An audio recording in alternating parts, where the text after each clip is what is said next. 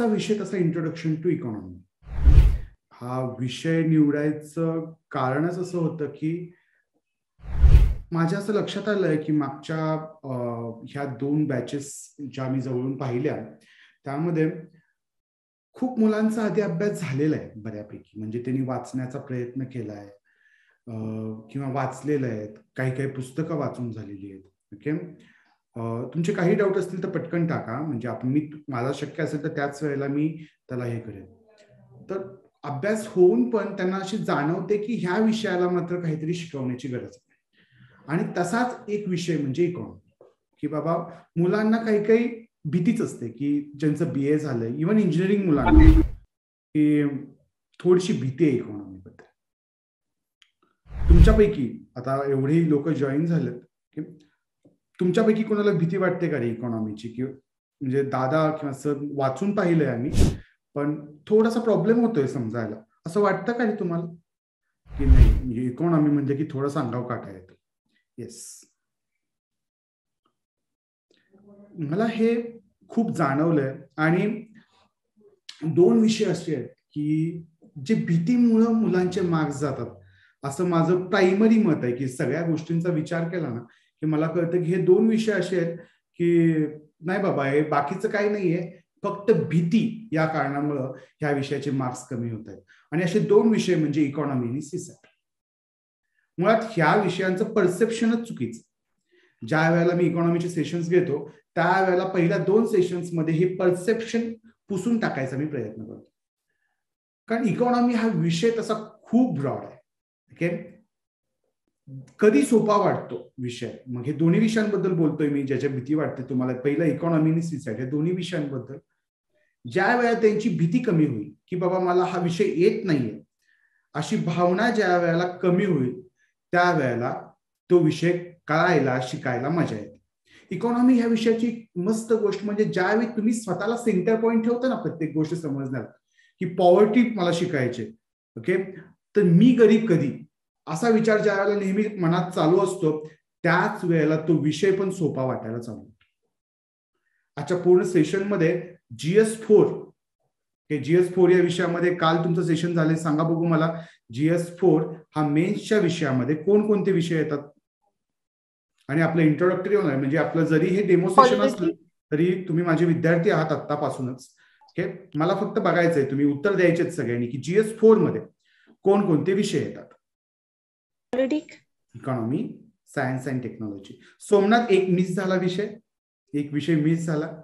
इकॉनॉमीचाच एक पार्ट आहे, ओके, तो म्हणजे ॲग्रोनॉमी. ओके, ॲग्रोनॉमी लक्षात घ्या. तर तो ॲग्रोनॉमी जो विषय आहे, ओके, तोही तेवढाच महत्वाचा आहे. इकॉनॉमी आणि ॲग्रोनॉमी याचे कसे मार्क्स पडतात? तर इकॉनॉमीचे जवळपास 70 मार्कांचे असतात. आज आपण बघायचं GS4च्या इंट्रोडक्शन मध्ये मी तेच घेणार आहे. ओके, 70 मार्कांची इकॉनॉमी असते, 40 मार्कांची ॲग्रोनॉमी असते आणि 40 मार्कांचं सायन्स अँड टेक असते.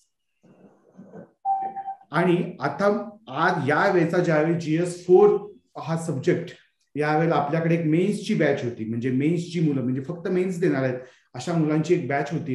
आणि त्यावेळेला मी त्यांना इकॉनॉमी आणि ॲग्रोनॉमी हा विषय शिकवला होता. तर शिकवलेल्यापैकी म्हणजे ज्यावेळी मला कळत होतं की मागच्या प्रिलिम्सला थोडासा पर्स्पेक्टिव्ह बदलतोय एमपीएससीचा. म्हणजे एमपीएससी म्हणजे फॅक्ट्स, ही संकल्पना ह्या मागच्या काही वर्षांपासून, विशेषतः 2020 सालच्या पेपरमध्ये जर तुम्ही बघितलं तर ती संकल्पना इकॉनॉमीच्या बाबतीत बरीच बदलली. म्हणजे कन्सेप्टचे प्रश्न वाढलेले आहेत आणि कदाचित आता इथून पुढे असंच होत राहील की कन्सेप्टचे प्रश्न जास्ती वाढत जातील. त्यामुळे त्यासाठी तुम्हाला समजणं, तो कन्सेप्ट समजणं खूप गरजेचं आहे.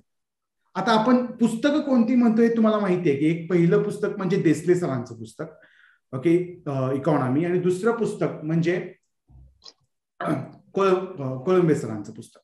तर त्या कोळंबे सरांच्या सगळ्या पुस्तकामधून ना कन्सेप्टवर अशी पकड येणं असं होत नाही.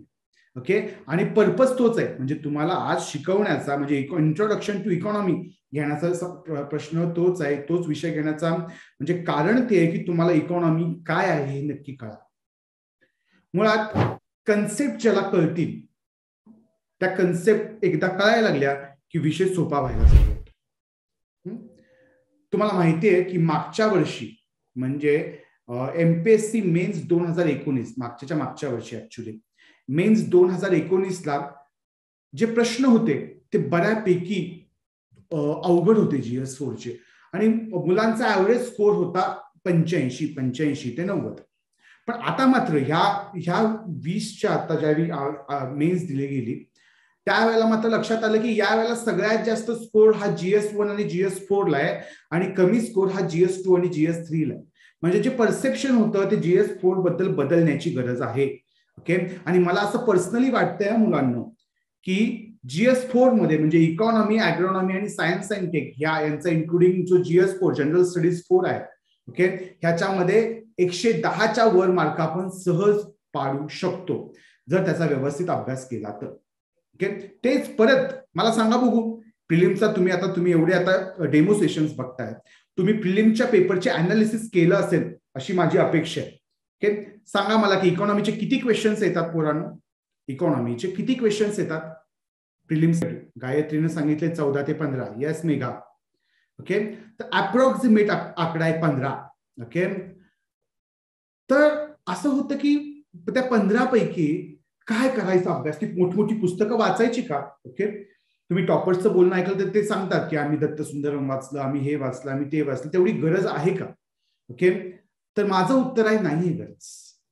ओके, मुळात मला एक गोष्ट खूप महत्वाची तुम्हाला सगळ्यांना सांगायची आहे, ती म्हणजे प्रॉब्लेम काय होतो बघा MPSC मध्ये. म्हणजे जवळपास 2 लाखाच्या वर विद्यार्थी MPSC ला बसतात. ओके, पण पोस्ट 300-400च आहे. आता बाकीच्या पोस्ट वाढलेत हा भाग वेगळा आहे, पण राज्यसेवेच्या पोस्ट 200, 300, 400 अशा निघतात.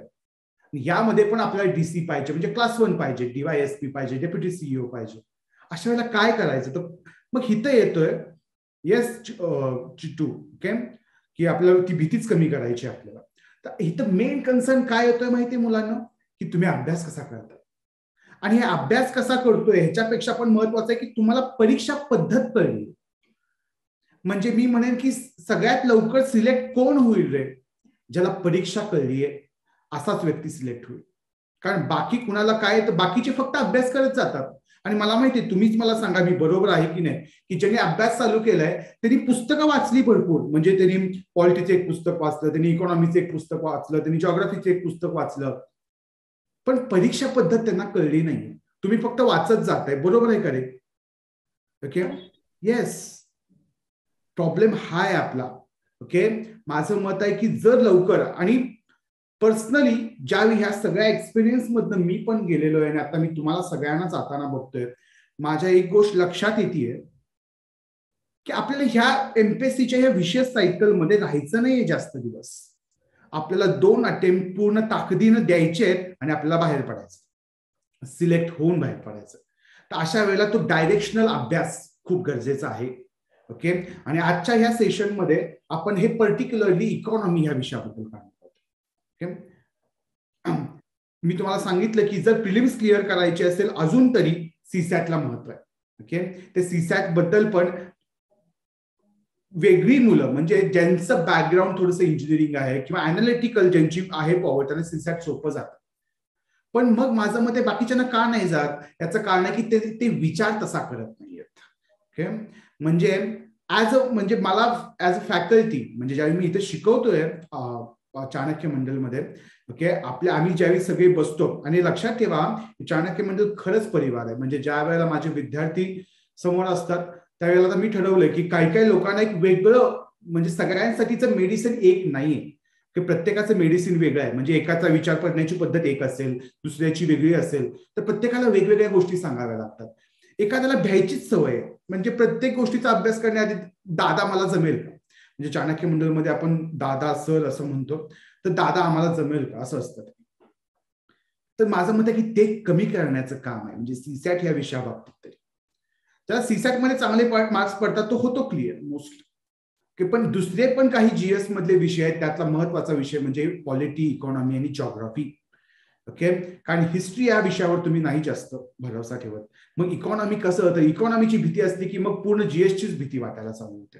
तर आता मी आधी बोलणार आहे इकॉनॉमीच्या प्रिलिम्स बद्दल.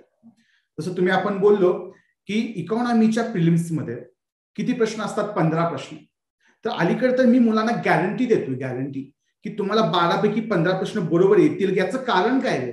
कारण त्यांचा एक साचा ठरलेला आहे बघा एमपीएससीचा. मला तुम्ही सांगायचं आहे आता तुमच्यापैकी, मला ऐकायला आवडेल तुम्ही किती अभ्यास करून आलाय हे पण थोडं मला कळायला चालू होतं यातून. सांगा बघू की प्रिलिम्स मध्ये काही विषयांवर, काही टॉपिक्सवर सगळ्यात जास्त भर असतो. काही टॉपिक्सवर सगळ्यात जास्त भर आहे. ते टॉपिक्स कुठले कुठले आहेत रे? इकॉनॉमिक्स मध्ये ज्या टॉपिक्सवर सगळ्यात जास्ती भर आहे हे टॉपिक्स कुठले? आणि माझं मत आहे ओके, असे पर्टिक्युलरली 14 ते 15 टॉपिक आहेत की त्याच्यावरच प्रश्न येतात. तर असे टॉपिक्स कोणते? ओके, मी वेट करतोय. म्हणजे येस, मला ऐकायचंय तुमच्याकडनं. म्हणजे ज्यावेळी तुम्ही ह्या क्षेत्रात यायचं ठरवताय त्यावेळेला तुम्ही त्या गोष्टी बघितल्यात का? ओके, गरिबी, बर, एकटा म्हणते budget. Okay, come on try. म्हणजे लक्षात ठेवा ओके, मला तुमचा विचार वाढवायचा आहे, मला तुम्ही विचार करणं अपेक्षित आहे. बरोबर, unemployment, macro economics, GDP. Okay, good. Current challenges of me असे पटपट पटपट तुम्हाला आठवतायत ते सांगताय बघा. भारतीय अर्थशास्त्र, बेरोजगारी, पायाभूत सुविधा. निखिल, पायाभूत सुविधेवरचा एक तरी प्रश्न आलाय का रे आतापर्यंत प्रिलिम्सला? सर पंचवार्षिक योजना. ओके, तर आता मी तुम्हाला थोडीशी स्क्रीन शेअर करतो आणि मी तुम्हाला काही टॉपिक्स सांगतोय जास्त. ओके, आणि एवढे टॉपिक्स नाही तर मी तुम्हाला त्याच्याबद्दल हे पण सांगेन की त्याच्यावर सगळ्यात जास्त प्रश्न कशावर येतात.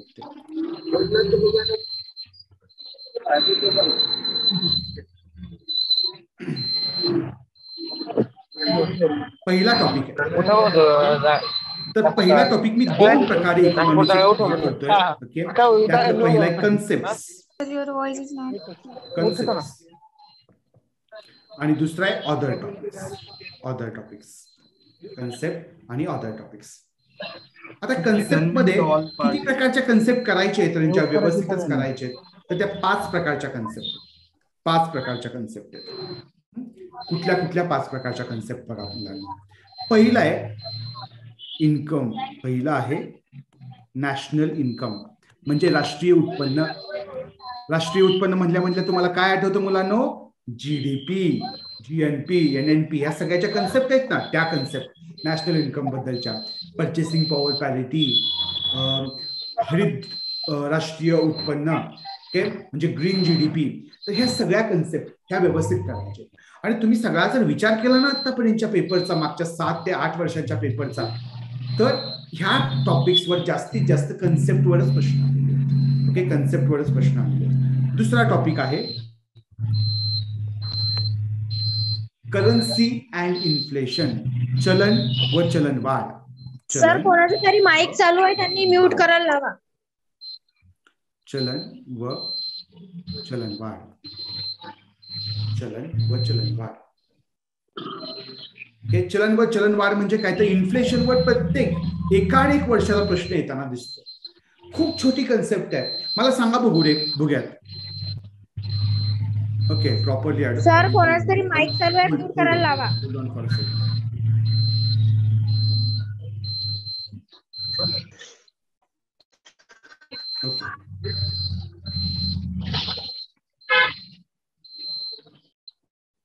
ओके, आता आवाज येतोय का बघा रे? Yes, आता आवाज येतोय का बघा? एक मिनिट, मी पण मला कळायसाठी आवाज वाढवून ठेवतो. ठीक आहे, येस, गुड गुड. या, आणि असं मला सांगत चला आवाज वेगळा येत असेल तर. ठीक आहे, मला सांगा. चला एक मस्त मजा करूयात आपण. ओके, अजून एक माझं मत आहे मुलांना. ठीक आहे, की शिकताना आपण सगळे शिकतोय ना, तर या सगळ्या शिकण्यामध्ये आपण मजा करायची. बघा, मला दुसरं काही अपेक्षित नाहीये. जर तुम्ही अभ्यास करताना, लेक्चर चालू असताना तुम्हाला जर मजा येत असेल ना, तुम्हाला काहीतरी कळतंय असं वाटत असेल, तर तुम्हाला ह्या सगळा अभ्यास करताना कुठेतरी मजा येणार. नाही तर ते जमणारच नाही. एवढा काळ, एवढी 2 वर्ष 3 वर्ष अभ्यास करणं. रोज काहीतरी मला नवीन कळतंय ही भावना पाहिजे. मला सांगा बघू, पैशाची किंमत दिवसेंदिवस वाढत जाते की दिवसेंदिवस कमी होत जाते? पैशाची कमी होत जाते. बरोबर.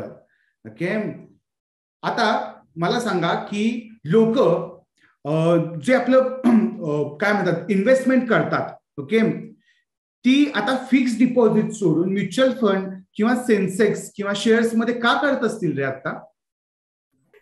कारण जास्त व्याज वगैरे मिळतं. जास्ती व्याज मिळतं. कमी वेळेमध्ये जास्त प्रॉफिट होतोय, जास्त इन्कम होतोय. ओके, तर जास्त इन्कम होतो, पण लक्षात घ्या दोन्हीमध्ये दोन गोष्टी आहेत. एका बाजूला रिस्क पण आहे आणि हे तर विदाउट कारण काय मी तुम्हाला सांगतो. समजा आत्ताचा महागाईचा दर आपण कशाद्वारे मोजतो माहितीये?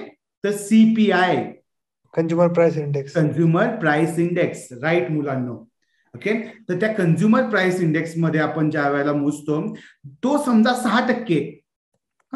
याचा अर्थ काय आहे की वर्षाच्या सुरुवातीला म्हणजे 1 एप्रिलला ज्याची किंमत 100 आहे ती अप्रॉक्सिमेटली पुढच्या वर्षीपर्यंत 106 रुपये होईल. बरोबर आहे का मुलांनो? Yes sir. येस. आता समजा तुम्ही एखाद्या बँकेमध्ये पैसा ठेवला, ओके, आणि तो पैसा ठेवल्यावर त्याचं तुम्हाला व्याज फक्त 5% मिळत असेल, फक्त 5%. तर वर्षाअखेर 100 रुपये जर तुम्ही एखाद्या बँकेत ठेवले तर ते किती रुपये मिळणार आहेत तुम्हाला? 5 रुपये. 105. म्हणजे तुम्ही 106 रुपयाची गोष्ट थोडक्यात 100 ची 106 ला झाली ती घेऊ शकताय का रे? नाही घेऊ शकत. याचा अर्थ तुम्हाला तोटा होतोय की नाही रे? Yes sir. तर म्हणून आपण काय करतो, तर ज्याचा इंटरेस्ट रेट 8% आहे, 9% आहे किंवा जास्त पैसा मिळतोय तिकडे करतो, किंवा आपण मग ठेवतच नाही बँकेमध्ये, आपण जास्तीत जास्त खर्च करण्याच्या भावनेवर जातो. आणि ह्या खर्च करण्याच्या भावनेमुळेच ह्या वेगवेगळ्या गोष्टी ज्या आहेत ते इकॉनॉमीच्या पुढे जातात. म्हणजे डिमांड वाढणे. सगळी इकॉनॉमी कशावर आहे पोरांनो? डिमांड आणि सप्लाय. हे जे आता आपण बेसिक शिकलो ना, ओके, हेच कारणीभूत ठरतंय. बघा, तुम्ही नेहमी विचार करा आपण खर्च करताना काय विचार करतो. भले आता तुम्ही विचार करत नसाल, तुम्ही मिळवत नसाल तर, पण नंतर तुम्ही विचार करणार आहात की बाबा काय विचार करायचा पाहिजे, काय विचार नाही केला पाहिजे. राईट. तर त्यातला हा एक पार्ट आहे.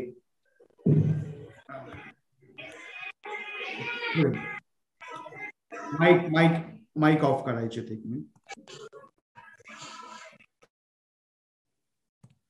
ठीक आहे. Okay, hold on for a second.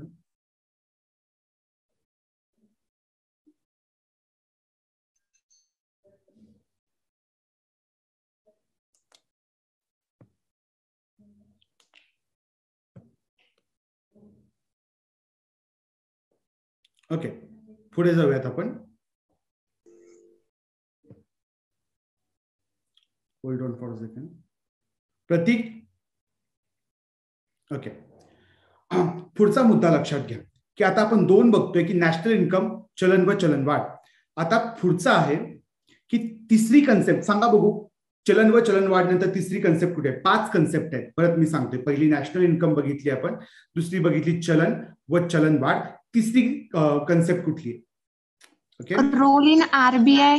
Yes, role of RBI. आणि त्याला पर्टिक्युलरली शब्द वापरायचा आहे आपण तिसऱ्या कन्सेप्टला, तो म्हणजे मॉनिटरी पॉलिसी, मौद्रिक धोरण. ओके, त्याला शब्द काय वापरायचा आहे आपण? मौद्रिक धोरण. लक्षात घ्या, मौद्रिक धोरण. मौद्रिक धोरण किंवा मॉनिटरी पॉलिसी कोण जाहीर करतं? तर RBI करतं. सांगा बघू मुलांनो, किती महिन्यांनी करतं? 12 महिन्यांनी सर.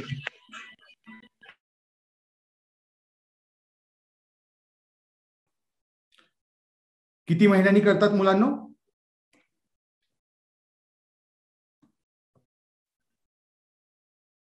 6 महिने. बर, आणखी कोणाला सांगायचं आहे का रे की किती महिन्यांनी जाहीर करतो? संकेत सांग. Quarterly sir. क्वार्टरली. तर दोघा सगळ्यांचं चुकीचं आहे. Okay, bimonthly monetary policy म्हणली जाते. ऐकलंय का कधी? Bimonthly monetary policy. Okay, म्हणजे प्रत्येक 2 महिन्यांनी, प्रत्येक किती महिन्यांनी? 2 महिन्यांनी ती पॉलिसी जाहीर केली जाते. आणि त्यामध्ये सगळ्यात जास्त तुम्ही पेपरला बघितलं असेल बघा, कुठला रेट चर्चेत असतो नेहमी?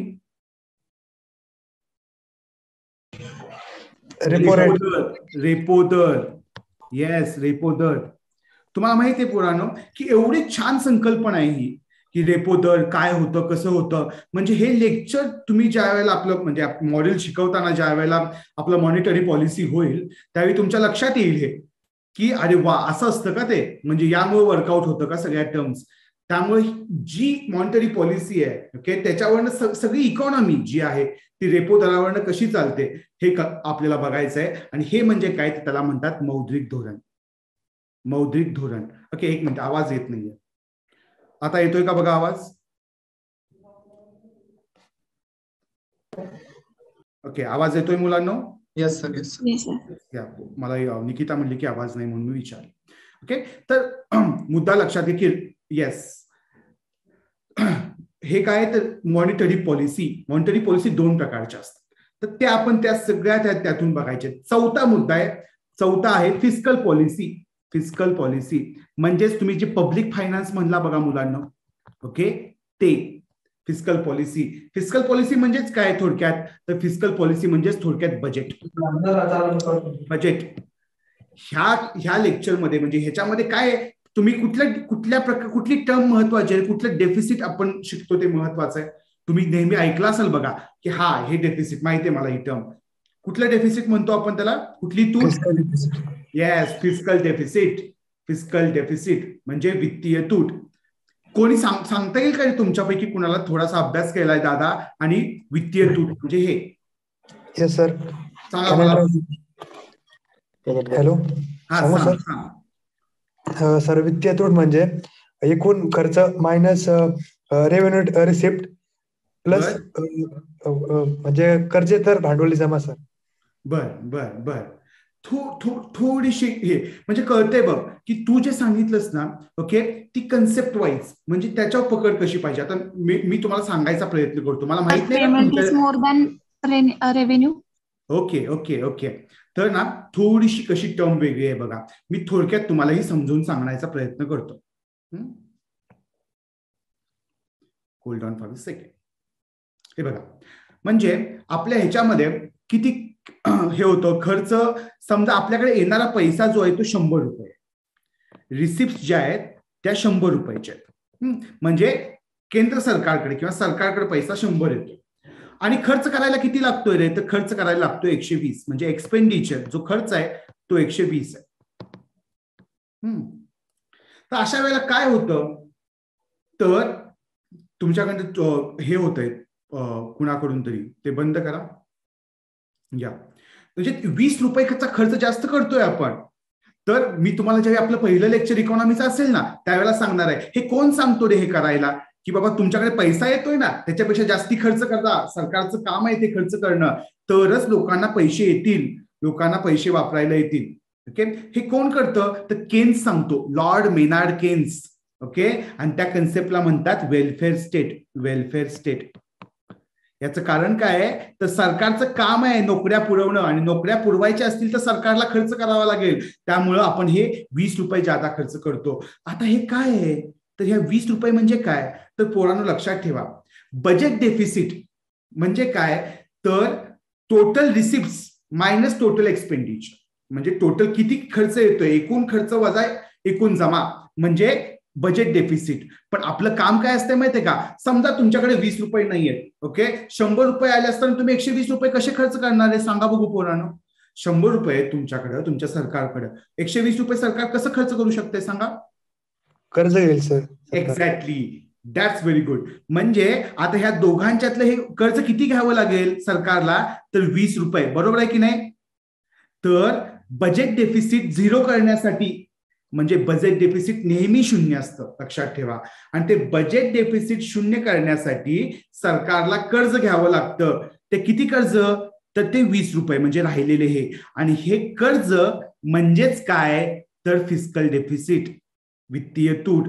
जर तुम्हाला इथून पुढे कुणी जर विचारलं की वित्तीय तूट म्हणजे काय बाबा तर एका शब्दात जर त्याने विचारलं तर त्याचं उत्तर द्यायचं कर्ज. सरकारनं घेतलेलं कर्ज म्हणजे वित्तीय तूट. कळतंय मुलांनो. नक्की कळलं. अनेकदा मी सांगतो तुम्हाला. ओके अर्थसंकल्पीय तूट म्हणजे एकूण खर्च वजा एकूण जमा. ओके तर अर्थसंकल्पीय तूट गौरी तुझा आवाज कट होतो. अर्थसंकल्पीय तूट ही नेहमी 0 असते.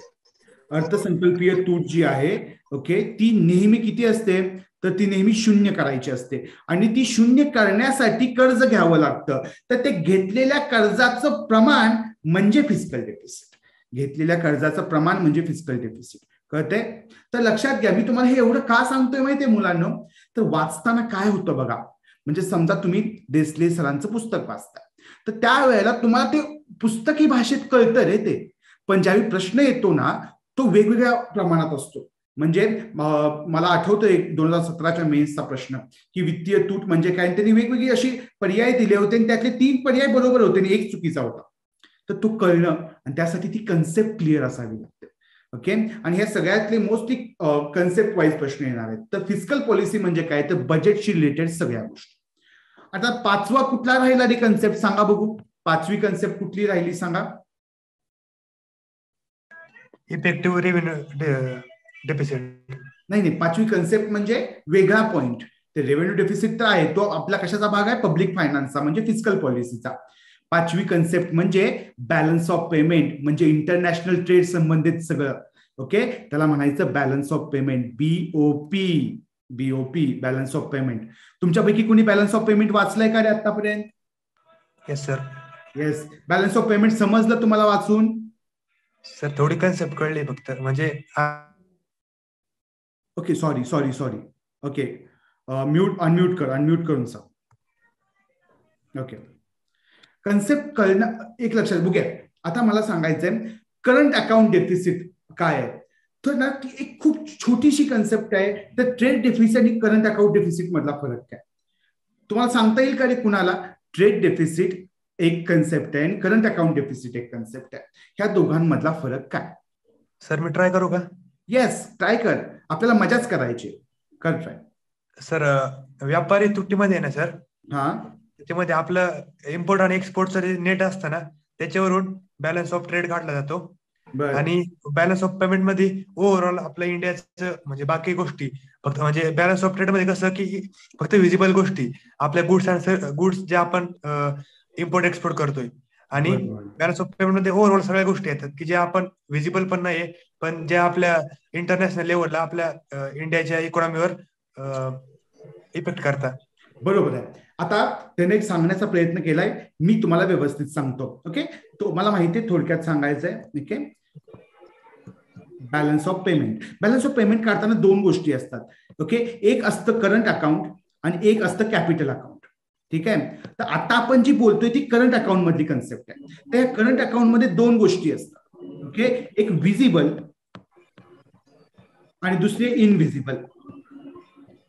विजिबल गोष्टी म्हणजे काय रे, बाकीच्यांनी माईक म्यूट करा. ओके, विजिबल गोष्टींमध्ये काय, तर समजा आपण मर्सिडीज जर्मनीवर आणतोय, ओके, किंवा आपण दुसरी कुठली तरी गाडी घेतोय ज्याचा जी दर्शनीय आहे, की ज्याला म्हणजे हा माझा मोबाईल हा समजा चायनामध्ये तयार होतोय. ओके, खरं विजिबल आहे, म्हणजे हा सगळा ट्रेड आहे. ओके, तर ह्या ट्रेड मधला व्यापार कमी जास्त म्हणजे ट्रेड डेफिसिट. म्हणजे समजा आपला अमेरिकेबरोबर आपण अमेरिकेला जास्ती एक्सपोर्ट करतोय म्हणजे आपण प्लस मध्ये आहोत.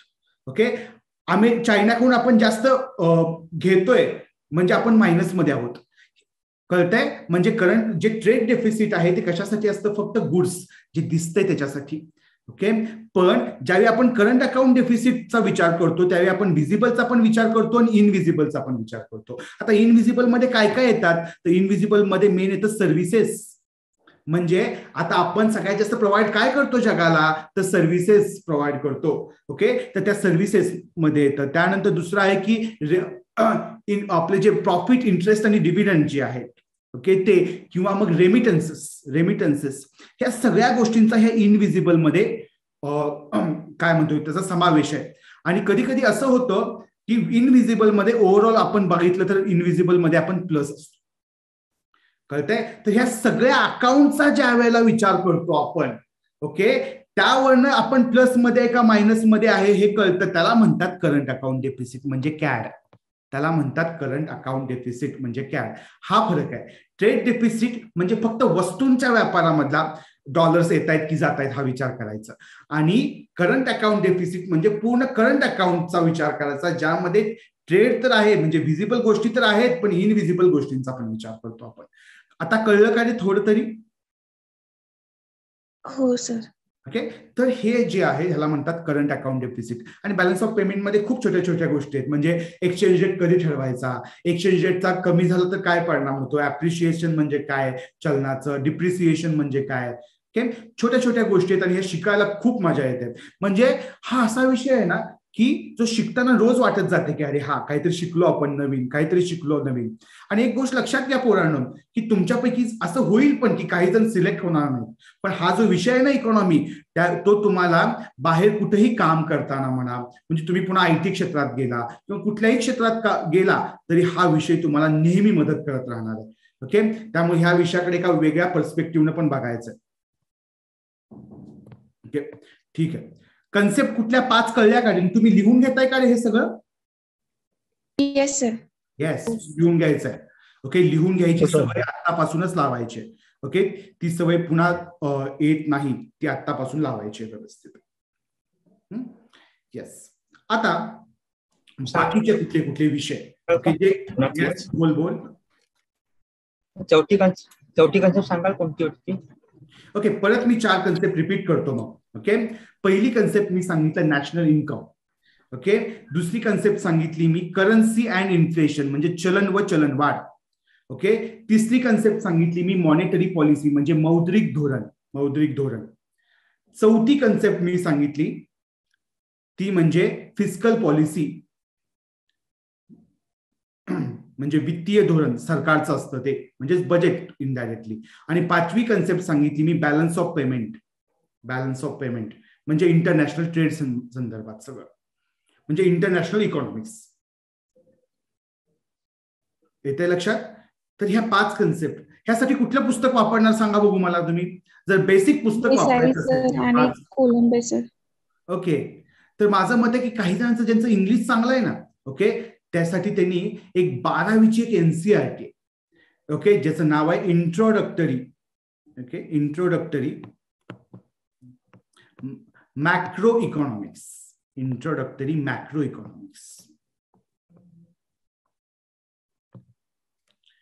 12वीची NCERT, 12th NCERT, introductory macro economics. ज्याचं इंग्लिश चांगलं आहे त्यांनी ह्या पुस्तकाचा वापर करायला चालू करायचा. ओके, जर इकॉनॉमिक्सला इंग्लिश मध्येच वाचायचं असेल तर कुठलं पुस्तक वाचायचं? ओके, मी सांगतो तुम्हाला. तर त्याची 2 प्रकार आहेत. म्हणजे बघा काही गोष्टी कशा आहेत की मला असं वाटतं की कन्सेप्टसाठी तुम्ही कुठलंही वापरू शकता. एक त्याचं नाव आहे राजीव वर्मा नावाचं. राजीव वर्मांचं एक पुस्तक आहे जे कन्सेप्टसाठी खूप चांगलं पुस्तक आहे. ओके, मृणाल आहे. Okay, very good. मृणालच्या हँडआउट्स आहेत मृणालच्या, ते आहे. फक्त एक गोष्ट पोरांनो लक्षात घ्यायची आहे, बिनकामाचं युपीएससीला जे लागतं की त्यांनी युपीएससी ओरिएंटेड केले म्हणून तुम्ही ते सगळं नाही वाचत बसायचंय.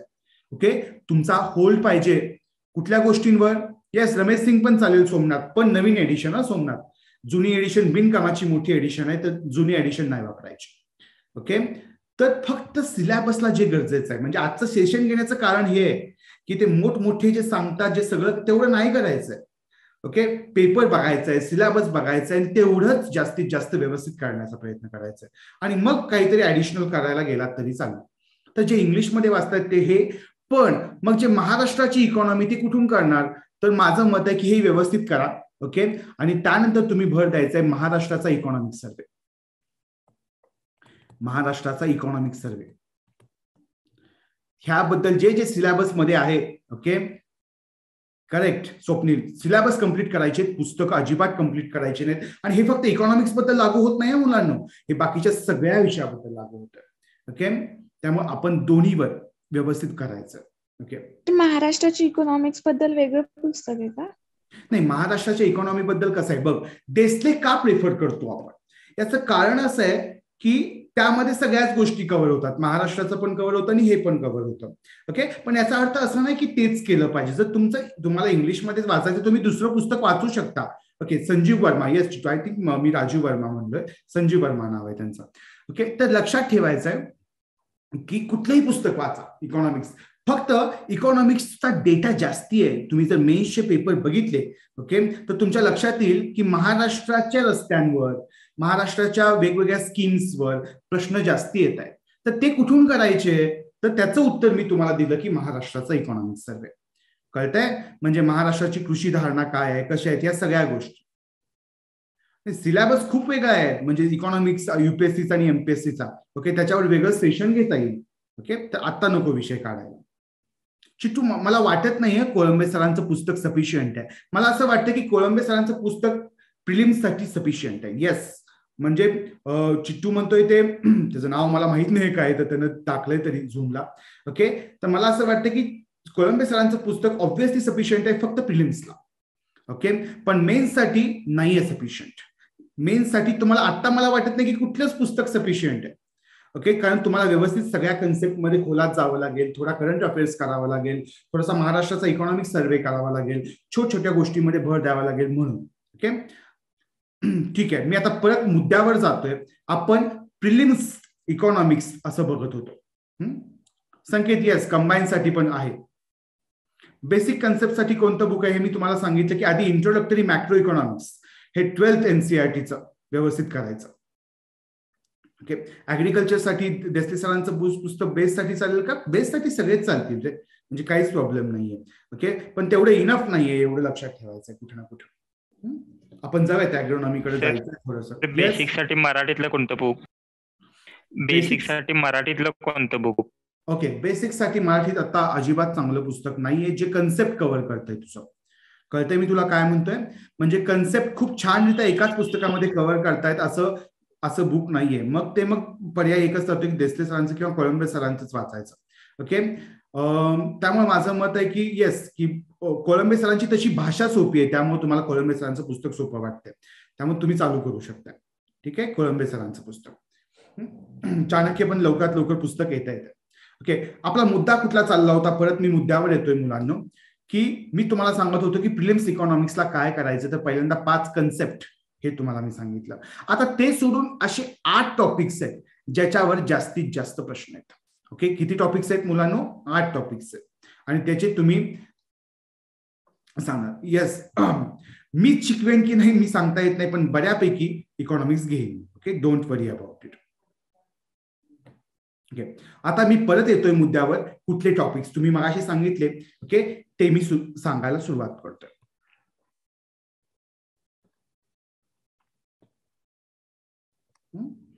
पहिला टॉपिक आहे ते 8 टॉपिक्स. पोरांनो, मी काय सांगतोय सांगा बघू मला परत एकदा.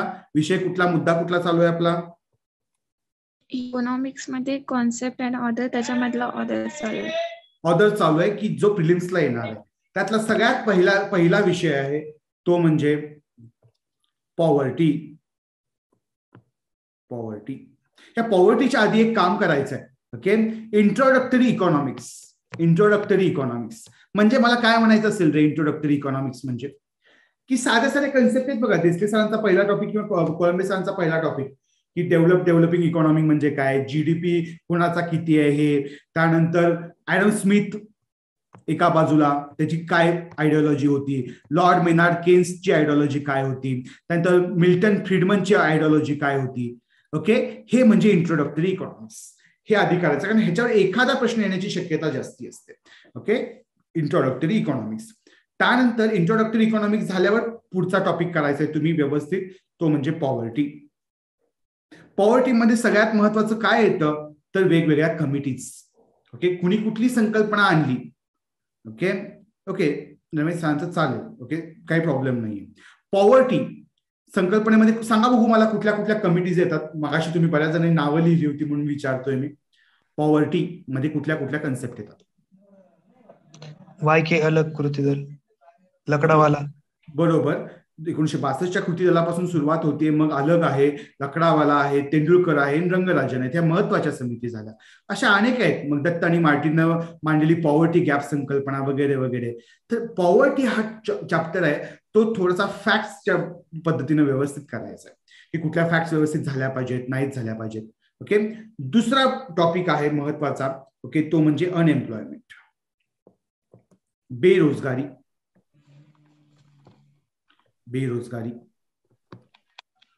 सांगा बघू मुलांनो. ओके, एका शेतामध्ये ओके 2 लोकांचं काम 4 लोक करतायत. ओके, ह्या बेरोजगारीला काय म्हणतात? प्रचंड बेरोजगारी, डिस्गाइज्ड अनएम्प्लॉयमेंट. ओके, आता बघूयात तुम्हाला किती येत आहे. बेरोजगारी आधी कोण मोजायचं रे? सीएसओ.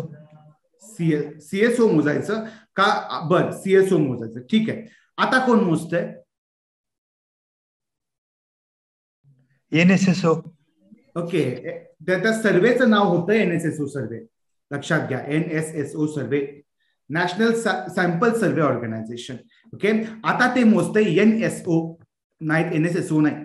ओके, एनएसओ काय आहे तर सीएसओ आणि एनएसएसओचं कॉम्बिनेशन आहे. आता नवीन संस्था NSO, national statistical organisation. Okay, NSO ची स्थापना झाली आणि एनएसओ अनएम्प्लॉयमेंट मोजते. आता एक नवीन सर्वे आलाय रे, कुणाला बघूयात तुमचं करंट अफेअर्स किती चांगलं आहे. आता हे कुठल्या पुस्तकामध्ये याचा उल्लेख नाही. ओके, नवीन एडिशन मध्ये देसले सरांची आहे की नाही माहित नाही, पण आता हा महत्वाचा आहे आणि याच्यावर ह्या प्रिलिम्सला प्रश्न पडले अशी मला वाटतं की ह्याला प्रश्न पडणार. कुठला माहिती, आधी 5-5 वर्षांनी मोजायचे अनएम्प्लॉयमेंट काय आहे, की एनएसएसओचा एवढा सर्वे, 68वा सर्वे, 66वा सर्वे, 61वा सर्वे. पण आता मात्र वर्षाला मोजतात आणि काय काय वेळेला महिन्याला पण. त्या सर्वेचं नाव काय आहे? NHFS. नाही बघ, हे सोहमनं जे त्याला माहिती ते सांगितलं. नाही, NHFS नाही. पिरियडिक लेबर फोर्स सर्वे ऐकलाय का रे पोरांनो? पिरियडिक लेबर फोर्स सर्वे ऐकलाय तुम्ही? पिरियडिक लेबर फोर्स सर्वे नाही. तर मग आता असं आहे की आता ती जुनी मेथड गेली, आता ह्या नवीन ह्याच्यावर, म्हणजे जुन्यावर पण प्रश्न येतीलच, पण थोडासा मग यावेळेचा पेपर बघितला तर तुमच्या लक्षात येईल की करंट अफेअर्सचा थोडासा अप्रोच पाहिजे तुम्हाला. म्हणजे आता एनएसएसओचा सर्वे नाही होणार आहे पहिल्यासारखा. आता काय येणार आहे तर त्याचं नाव आहे पिरियडिक लेबर फोर्स सर्वे. आता हे लेक्चर झालं ना की तुम्ही सर्च करायचं आहे बरं का, हे तुम्हाला कळेल कुठल्या मेथड वापरल्या जातात. सांगा बघू, बेरोजगारी मोजण्याच्या वेगवेगळ्या मेथड कुठल्या कुठल्या सांगा मला, कुणाकुणाला येत आहे? येस सर, परिक्रमामध्ये. Very good Sanket. CDS, current daily status, current weekly status, usual status आणि युज्युअल प्रिन्सिपल स्टेटस. तर ह्या बेसिक कन्सेप्ट कळल्या पाहिजेत आणि त्याच्यावर तुमचं सगळं आपण बिल्ड करायचं. कळतंय? तर हे झाला दुसरा टॉपिक, बेरोजगारी. बेरोजगारी. आता तिसरा टॉपिक आहे. सांगा बघू तुम्ही, तिसरा टॉपिक महत्वाचा आहे, ह्याच्यावर प्रश्न असतोच असा टॉपिक आहे तो. म्हणजे काही काही वेळेला तर 3-3 प्रश्न आलेत.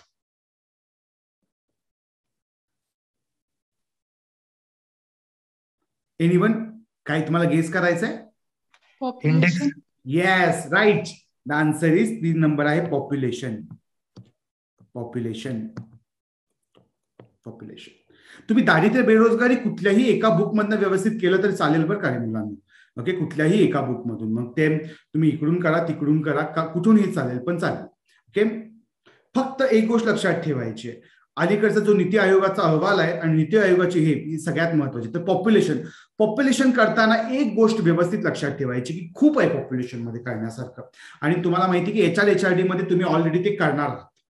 पण पॉप्युलेशन वाचताना पहिल्यांदा तुम्ही फोकस द्यायचा आहे की एक डेस्टिसांचं दुसरं पार्ट 2 डेव्हलपमेंट म्हणून पुस्तक आहे.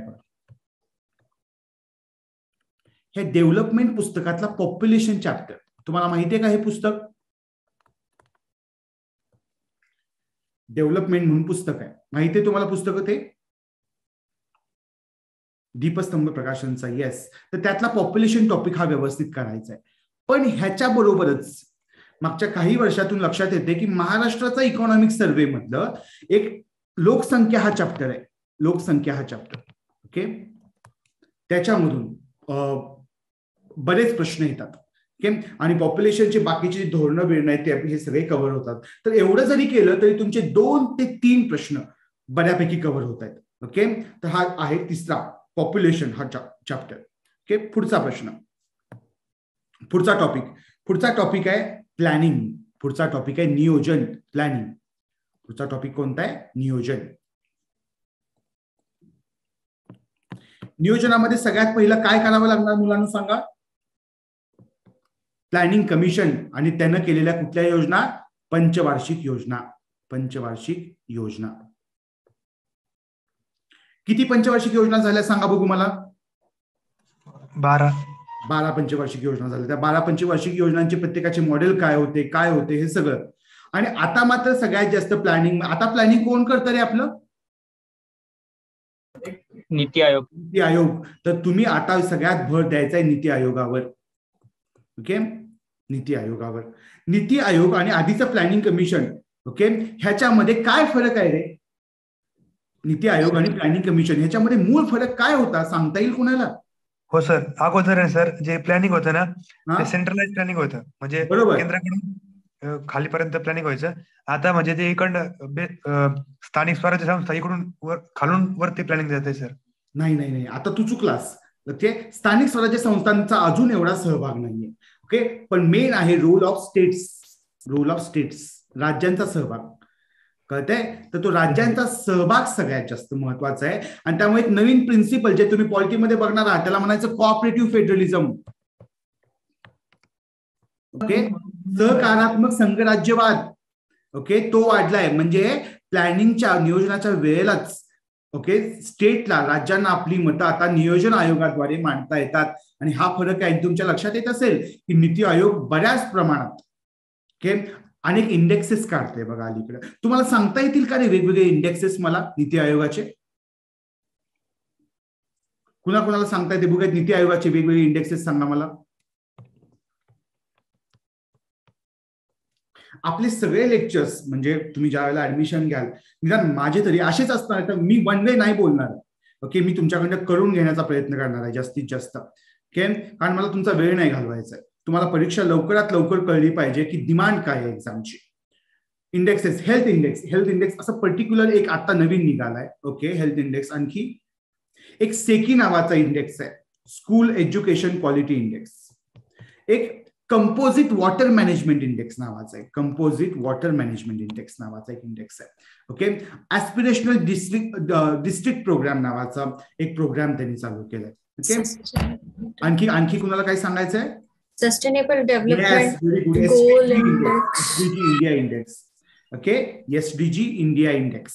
ओके, असे काही इंडेक्सेस आहेत जे महत्वाचे आहेत. तुम्हाला माहिती आहे की नीती आयोग याद्वारे कुठल्या प्रकारचं फेडरलिझम तयार करण्याचा प्रयत्न करते? तर त्याचं नाव आहे कॉम्पिटिटिव्ह फेडरलिझम, की राज्यांमध्ये स्पर्धा लावायची आणि मग त्यांचा विकास करायचा. त्याला काय म्हणायचं? Competitive federalism, संघराज्यवाद. ओके, स्पर्धात्मक संघराज्यवाद.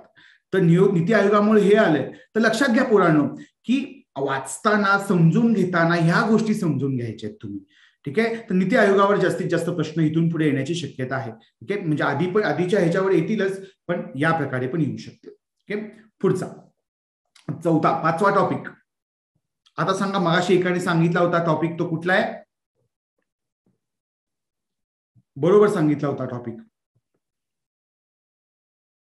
इंडेक्स. येस, इंडेक्स ऐवजी मी एक मेन्सच्या सिलेबस मधला शब्द वापरतोय त्याच्यासाठी. त्याचं नाव आहे सोशिओ इकॉनॉमिक इंडिकेटर्स. ओके, त्याचं नाव मी वापरतोय सोशिओ इकॉनॉमिक इंडिकेटर्स. म्हणजे काय? आपण इंडेक्स म्हणतो ना त्यावेळेला काय होतं की त्याचं लिमिटेशन येतात त्याला. ओके, त्यावेळी त्याला लिमिटेशन येतात. पण ज्यावेळी मी सोशिओ इकॉनॉमिक इंडिकेटर्स म्हणतोय त्यावेळी ती टर्म जी आहे ती ब्रॉड टर्म होते. ओके, त्या टर्म मधनं बरंच काहीतरी सांगण्यासारखं आहे असं होतं ते. सांगा बघू, सोशिओ इकॉनॉमिक इंडिकेटर्स मध्ये असे काही इंडिकेटर्स सांगा. तर आपण सोशिओ इंडिकेटर्स कुठले आहेत रे? मला काय म्हणायचं असेल ज्यावेळी मी सोशल इंडिकेटर्स असं म्हणतोय, तर मला म्हणायचं आहे की अर्भक मृत्यूदर, माता मृत्यूदर, बाल मृत्यूदर, कुपोषणाचा दर.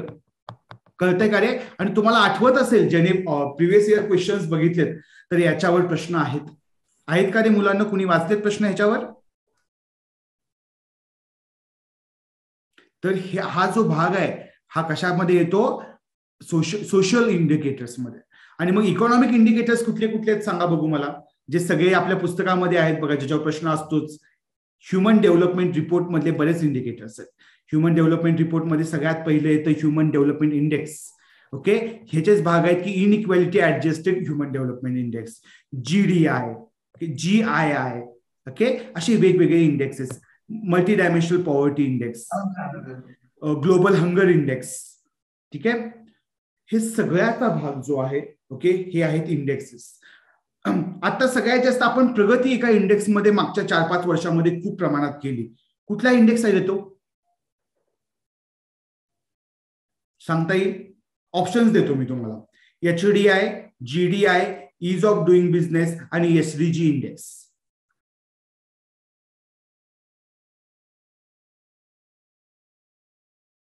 कुणाला गेस करा काय वाटतंय कुठल्या इंडेक्स मध्ये आपण सगळ्यात जास्त प्रगती केली असं. तर त्याचं नाव आहे इज ऑफ डुईंग बिझनेस. त्याचं नाव काय? इज ऑफ डुईंग बिझनेस मध्ये आपण 2014 साली 130 नंबरला होतो पोरांनो. 13 ते 131ला होतो ऍक्च्युली. पुन्हा 130ला आलो, पुन्हा 100ला आलो. ओके, त्यानंतर काहीतरी 77ला आलो आणि त्यानंतर आता मात्र आपण 63 नंबरला आहोत. म्हणजे एवढी जास्ती प्रमाणातली आपण प्रगती केली आहे. तर मग सगळ्यात महत्वाचा जो विषय होता तो म्हणजे 6वा point, socio economic indicators.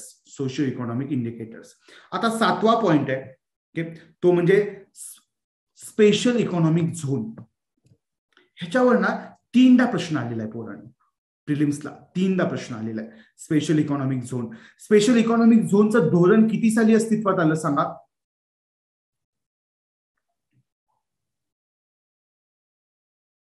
Special economic zone says धोरण 2000 साली अस्तित्वात आलं. 2000 साली. आणि त्याचा जो ऍक्ट झालाय, कायदा झालाय तो 2005 साली झाला. तो जो कायदा झालाय तो झालाय 2005 साठी. आता तुमच्या हे लक्षात येणं की बाबा सेजवर प्रश्न आहे. ओके, म्हणजे पूर्ण इंडस्ट्रीज वगैरे चॅप्टर करण्याची गरज नाहीये. मी सेज व्यवस्थित करतो. ओके, ह्याच्यावर आलाय ना प्रश्न तो व्यवस्थित करतो. हे कळणं महत्वाचं आहे. ओके, 8व्या नंबरचा टॉपिक आहे लँड रिफॉर्म्स.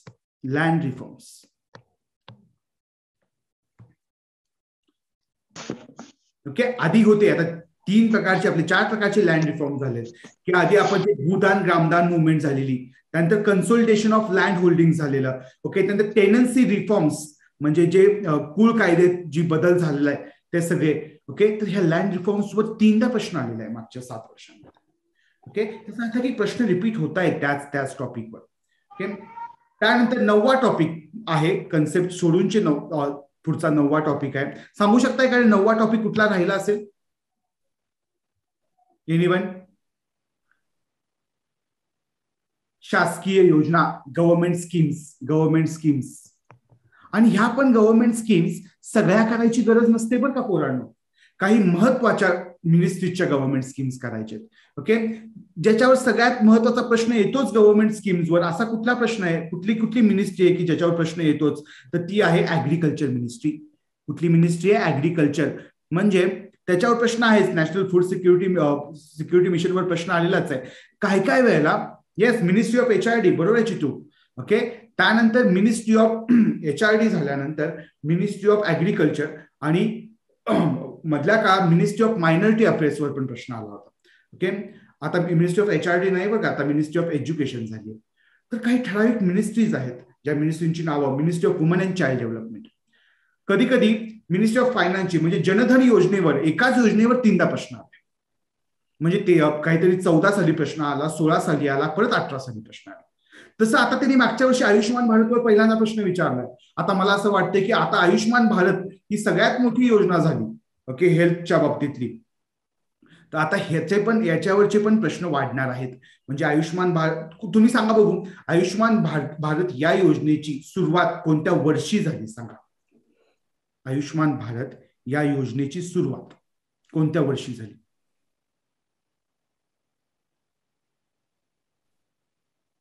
ओके, संकेत 2016. तुम्ही तुक्के मारताय बरं का पोरांनो, तुक्के नाहीत मारायचे. Okay, guess 18. Yes, 2018 is the real answer.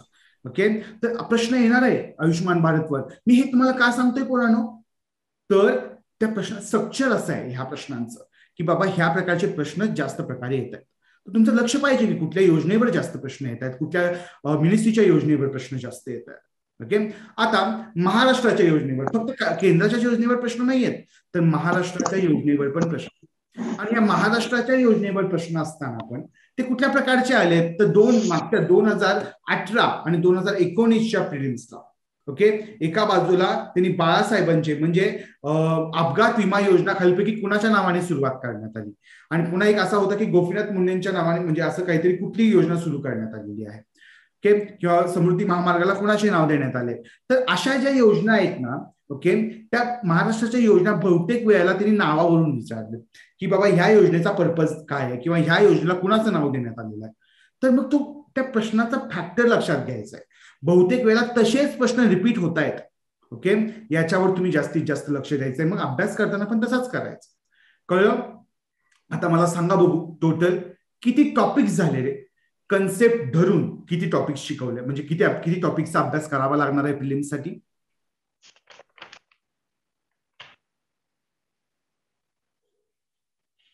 दहा नाहीये, ते 5 टॉपिक आणि हे सांगितले 9, म्हणजे 14 टॉपिक्स आहेत. Very good. लक्षात घ्या, आता तुमच्या मनात येत असेल बघा बऱ्याच जणांच्या, मग दादा उद्योग नाही का करायचा, मग पायाभूत सुविधा नाही का करायच्या, हे टॉपिक सहकार नाही का करायचं? तर माझं मत काय आहे बघा. ओके, आपला पर्पज काय आहे? आपला पर्पज हा नाही पाहिजे की मी सगळेच्या सगळे मार्क्स मिळवेन. माझा आपला पर्पज हा पाहिजे की 15 प्रश्न आहेत ना, त्यातले 12ची उत्तरं मला आलीच पाहिजे.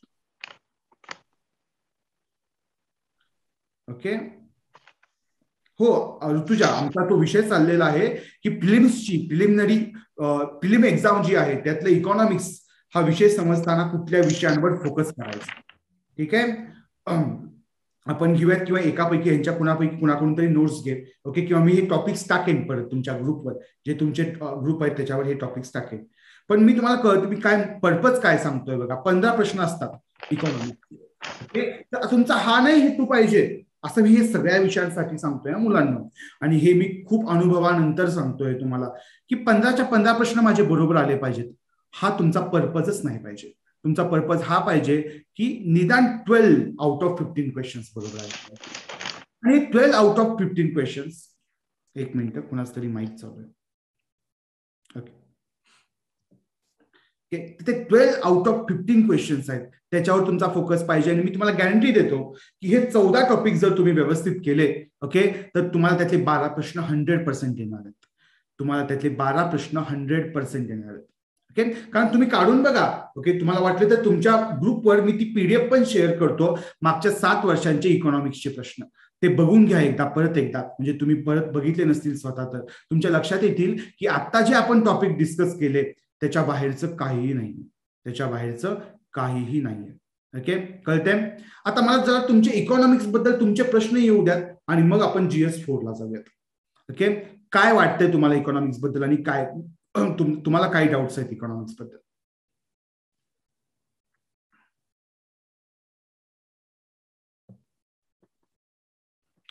अनम्यूट करून विचारले तरी चालतील किंवा कसे? येस आरती, शेअर करतो.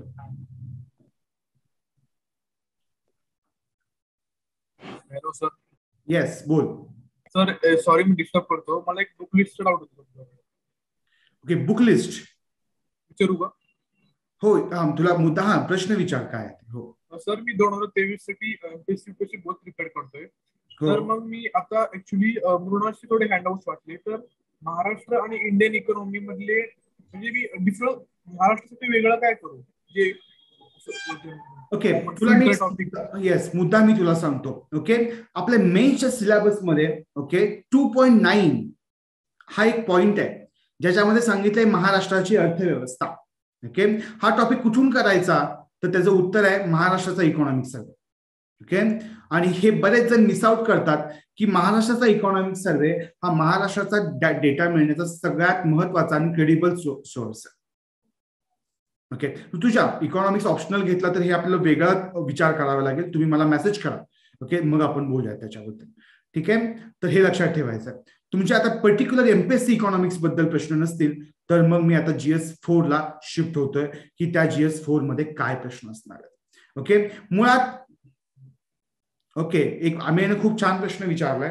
ओके, की सर संकल्पना समजतात? ओके, तर येस, संकल्पना समजतात, पण ह्याचा अभ्यास कसा करायचा, सांख्यिकी किंवा ती जे फॅक्ट्स आहेत त्या कशा लक्षात ठेवायच्या. माझं नेहमी मत असतं की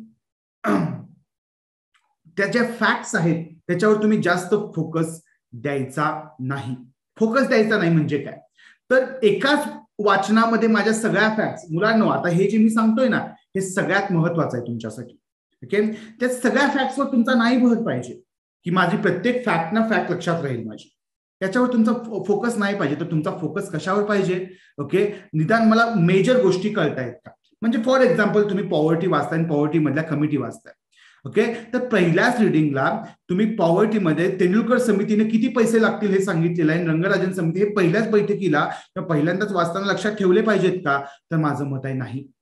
ओके, माझं मत आहे की तुम्ही पहिल्यांदा वाचताना फक्त ते एन्जॉय केलं पाहिजे. ओके, आता समजा तुम्ही लोकसंख्या वाचताय आणि लोकसंख्या वाचताना तुमच्या लक्षात येते की खूप फॅक्ट्स लक्षात ठेवायचे. तर काय करायचं अशा वेळेला? 1 नंबरला कोण आहे, 2 नंबरला कोण आहे, 3 नंबरला कोण आहे आणि सगळ्यात शेवटच्या नंबरला कोण आहे, एवढं लक्षात ठेवायचं असतं. हे एवढं जरी लक्षात ठेवलं, ओके, तुमच्या नोट्समध्ये लिहून घेतलं, तर पुढच्या वेळी वाचताना त्याचा तुम्हाला आपोआप फायदा होणार आहे. कळतंय? त्याचा तुम्हाला डायरेक्टली तुम्हाला फायदा होणार आहे. तर माझं मत एकच आहे की फॅक्ट्स लक्षात ठेवण्यासाठी ओके मिनिमम किती रिडिंग केल्या पाहिजेत रे? तर मिनिमम 3 रिडिंग केल्या पाहिजेत. ओके, पहिल्या रिडिंगला तुम्ही अपेक्षा ठेवायची नाही. ओके, दुसऱ्या रिडिंगला हळूहळू त्यातला क्रक्स लक्षात येतोय की कुठल्या फॅक्ट्स जास्ती महत्वाचे आणि त्यामुळं म्हणजे तुमच्या लक्षात येत असेल बघा 10 गोष्टी लक्षात ठेवायच्या. तुम्ही पहिल्यांदा वाचताना कदाचित त्यातली 1 किंवा 2च गोष्टी लक्षात राहतील. त्या ह्या 2 गोष्टींमुळे पुढच्या वेळी वाचताना पुन्हा 2-3 गोष्टी लक्षात राहतील आणि मग पुन्हा असं ज्यावेळी थर्ड टाइम रिडिंग करताय त्यावेळेला मग तुम्ही त्याचं इंटरकनेक्शन होत असते. तुम्हाला एक संकल्पना सांगतो मुलांनो, मी वाचताना काय होतंय ज्यावेळी तुम्ही फर्स्ट टाइम रिडिंग करताय ओके त्यावेळेला तुम्हाला फक्त काही गोष्टी अशा लक्षात राहतात. त्यानंतर सेकंड टाइम रिडिंग करताना ह्यातले असे हे लूपहोल्स आहेत ना ते भरले जातात आणि मग थर्ड, फोर्थ, फिफ्थ टायमिंग करताना काय होतंय तर ह्या प्रत्येकामधलं इंटरकनेक्शन तुम्हाला लक्षात यायला चालू होतंय आणि ज्या वेळेला तुम्हाला हे इंटरकनेक्शन व्यवस्थित लक्षात यायला चालू होतंय त्यावेळेला तुमचा अभ्यास जास्त डीप मध्ये जायला चालू होतोय आणि मग पुन्हा प्रश्न कितीही फिरवून आला तरी तुम्हाला तो जमायला पाहिजे. म्हणजे सगळ्यात महत्वाचं काय आहे अभ्यास करताना तर पहिली गोष्ट कन्सेप्ट समजून घेणे आणि त्याच्यानंतर मग त्याचे इंटरकनेक्शन. कुठलाही विषय वेगळा अभ्यासता येत नाही. प्रत्येक विषयाचं प्रत्येक विषयाबरोबर किंवा टॉपिकचं दुसऱ्या टॉपिक बरोबर इंटरकनेक्शन आहे. हे ज्या वेळेला तुम्हाला लक्षात यायला चालू होतं त्यावेळेला तो अभ्यास सोपा पडतो. ओके, तर फॅक्ट्स बद्दलचं मी अनेकदा रिपीट करतोय की एकदम लक्षात ठेवायचा ज्या वेळेला प्रयत्न करशील त्यावेळेला तुला ती सांख्यिकीय माहिती लक्षात ठेवणं अवघड वाटेल. ओके, ज्या वेळेला तू त्याला स्ट्रॅटेजी वापरशील की नाही लक्षात ठेवायचंय फक्त वाचेन मी आणि पुन्हा मी फक्त काही वेळेला निमॉनिक्स लावेन काही ते लावेन मग ते सोपं वाटायला चालू होईल. ओके, जास्तीत जास्त लक्षात ठेवलंस की तुला ते अवघड पडेल. निकिता, एमपीएससी आणि युपीएससीचा एकत्र स्टडी करता येईल का? तर माझं मत आहे हे मी केलेलं आहे. मी युपीएससीची पण इंटरव्ह्यू दिलेली आहे, मी इकडे पण केलंय. माझं मत आहे हे करू नये. ओके, तू एमपीएससी करतेस तर एमपीएससीची व्यवस्थित पोस्ट घे. ओके, आणि मग युपीएससी कर किंवा फक्त युपीएससीवर फोकस कर. दोन्ही एका वेळेला करू नये. ओके ओके पुढचा प्रश्न फक्त मी तुम्हाला सांगतोय. एक मिनिट.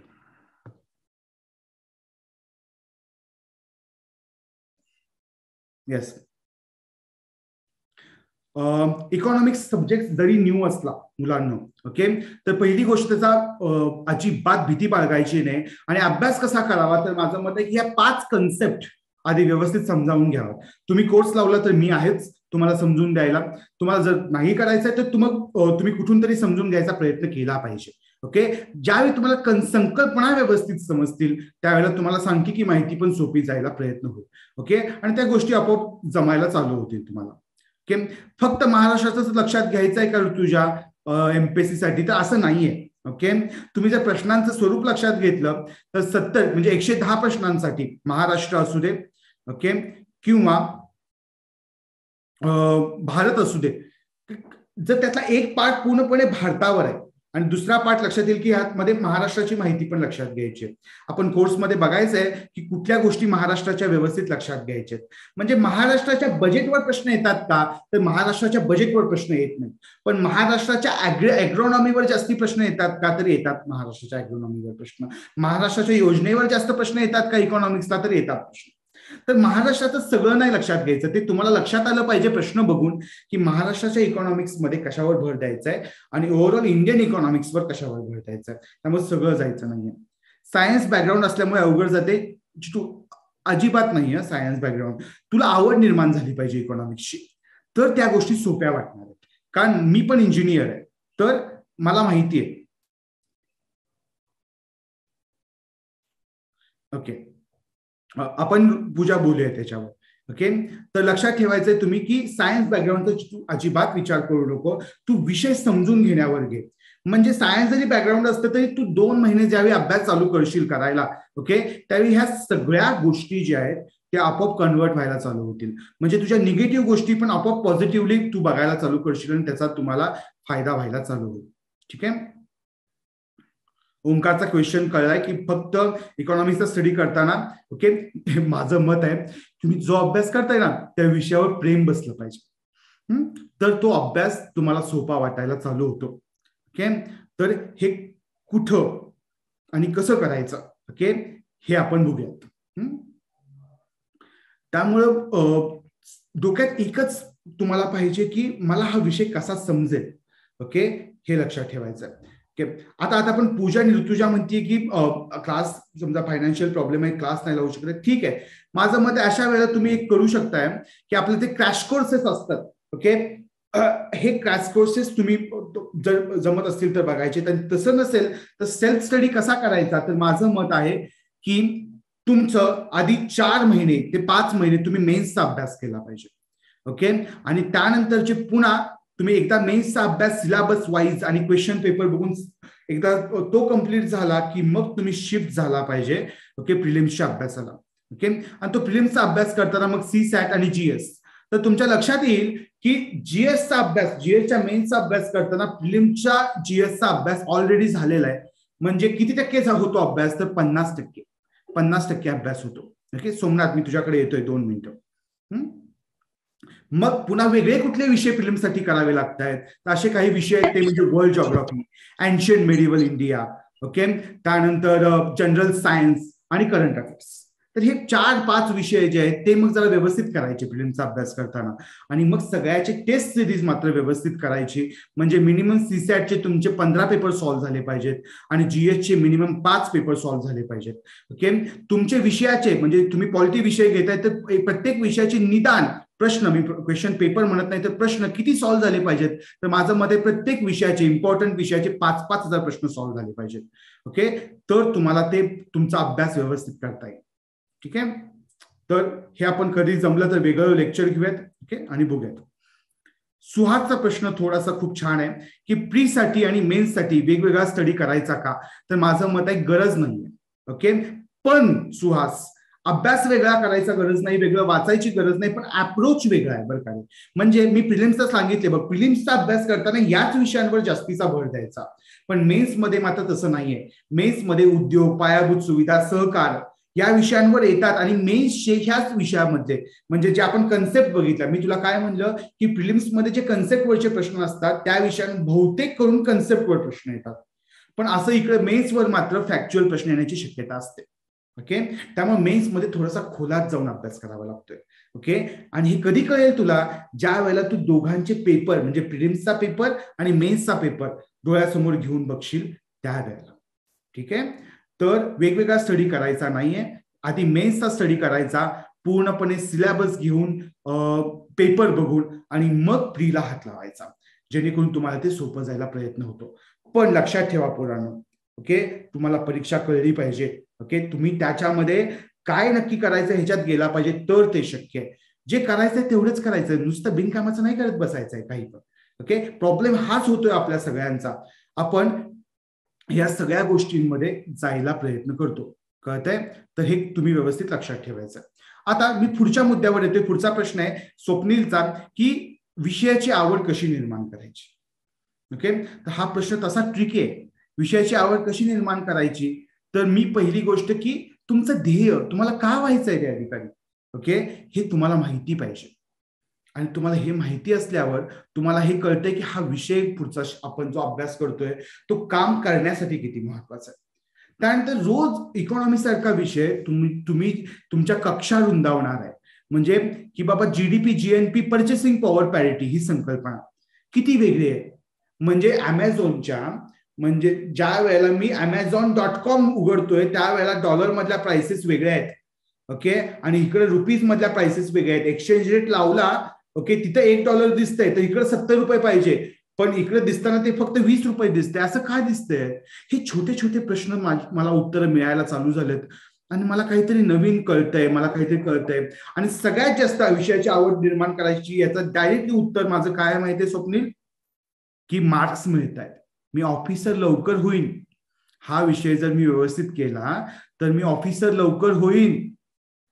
हे ज्यावेळी तुला कळेल त्यावेळेला त्या विषयाची आवड लवकर निर्माण. ओके, मी तुम्हाला खूप डायरेक्टली सांगतोय, but this is true. Okay, कारण आपण असाच विचार करत असतो अभ्यास करताना की मी हा विषय करतोय खरा, पण मग ह्यातून मला किती फायदा आहे. ओके, ह्यातून मी वेगळं काय केलं पाहिजे, मी कसं केलं पाहिजे, कळतंय? तर ह्याच्यावर तुम्ही फोकस द्यायचा. ओके, मग अशी सोमनाथ तुला काय बोलायचंय? हात वर केला होतास तू. Hello sir. Yes. Hello. Yes Somnath बोल. हा सर, हॅलो सर. एमपीएससी आणि युपीएससी साठी इकॉनॉमीचं सिलेबस सेम आहे, पण दोन्ही एक्झाम मध्ये क्वेश्चन विचारण्यासाठी म्हणजे काय फरक आहे सर? म्हणजे युपीएससी कसं विचारते आणि एमपीएससी कसं विचारते? पहिली गोष्ट, इकॉनॉमिक्सच्या कन्सेप्ट मध्ये तेवढा फरक नाहीये. ओके, त्याचे प्रश्नांचं स्वरूप पण थोडंसं सेमच आहे. पण तुझ्या एक गोष्ट लक्षात आली असेल इकॉनॉमिक्सचे पेपर बघताना, युपीएससी मध्ये करंट अफेअर्सवर आणि खूप फरक आहे. तुला अनालिटिकली इकॉनॉमिक्स समजावं लागतं, कारण तिथली मेन्स रिटर्न आहे. ज्यावेळी आम्ही परीक्षा देतो त्यावेळी आम्हाला लिहावं लागतं इकॉनॉमिक्सचे उत्तर. इकडे तसं आहे का? इकडे तसं नाही. इकडे थोडंसं तुला फॅक्ट्सवर तेवढी पकड पाहिजे. ओके, तुला इकडे वेगळ्या प्रकारे खोलात जावं लागतं आणि युपीएससी मध्ये अनालिटिकल पद्धतीनं खोलात जावं लागतं. म्हणजे तू मला सांग, एमपीएससी मध्ये वाचताना तुला इकॉनॉमीची एडिटोरियल वाचायची गरज आहे का रे? तर त्याचं उत्तर आहे नाही. पण युपीएससी मध्ये मात्र तुम्हाला ते जे हे आहे ते वापरायची गरज आहे. तर हा फरक आहे, लक्षात ठेवायचा. ओके, स्वप्नीलचा खूप चांगला दुसरा प्रश्न आहे. येस की हा? येस, तुला उत्तर अजून काही प्रश्न आहे का स्वप्नील?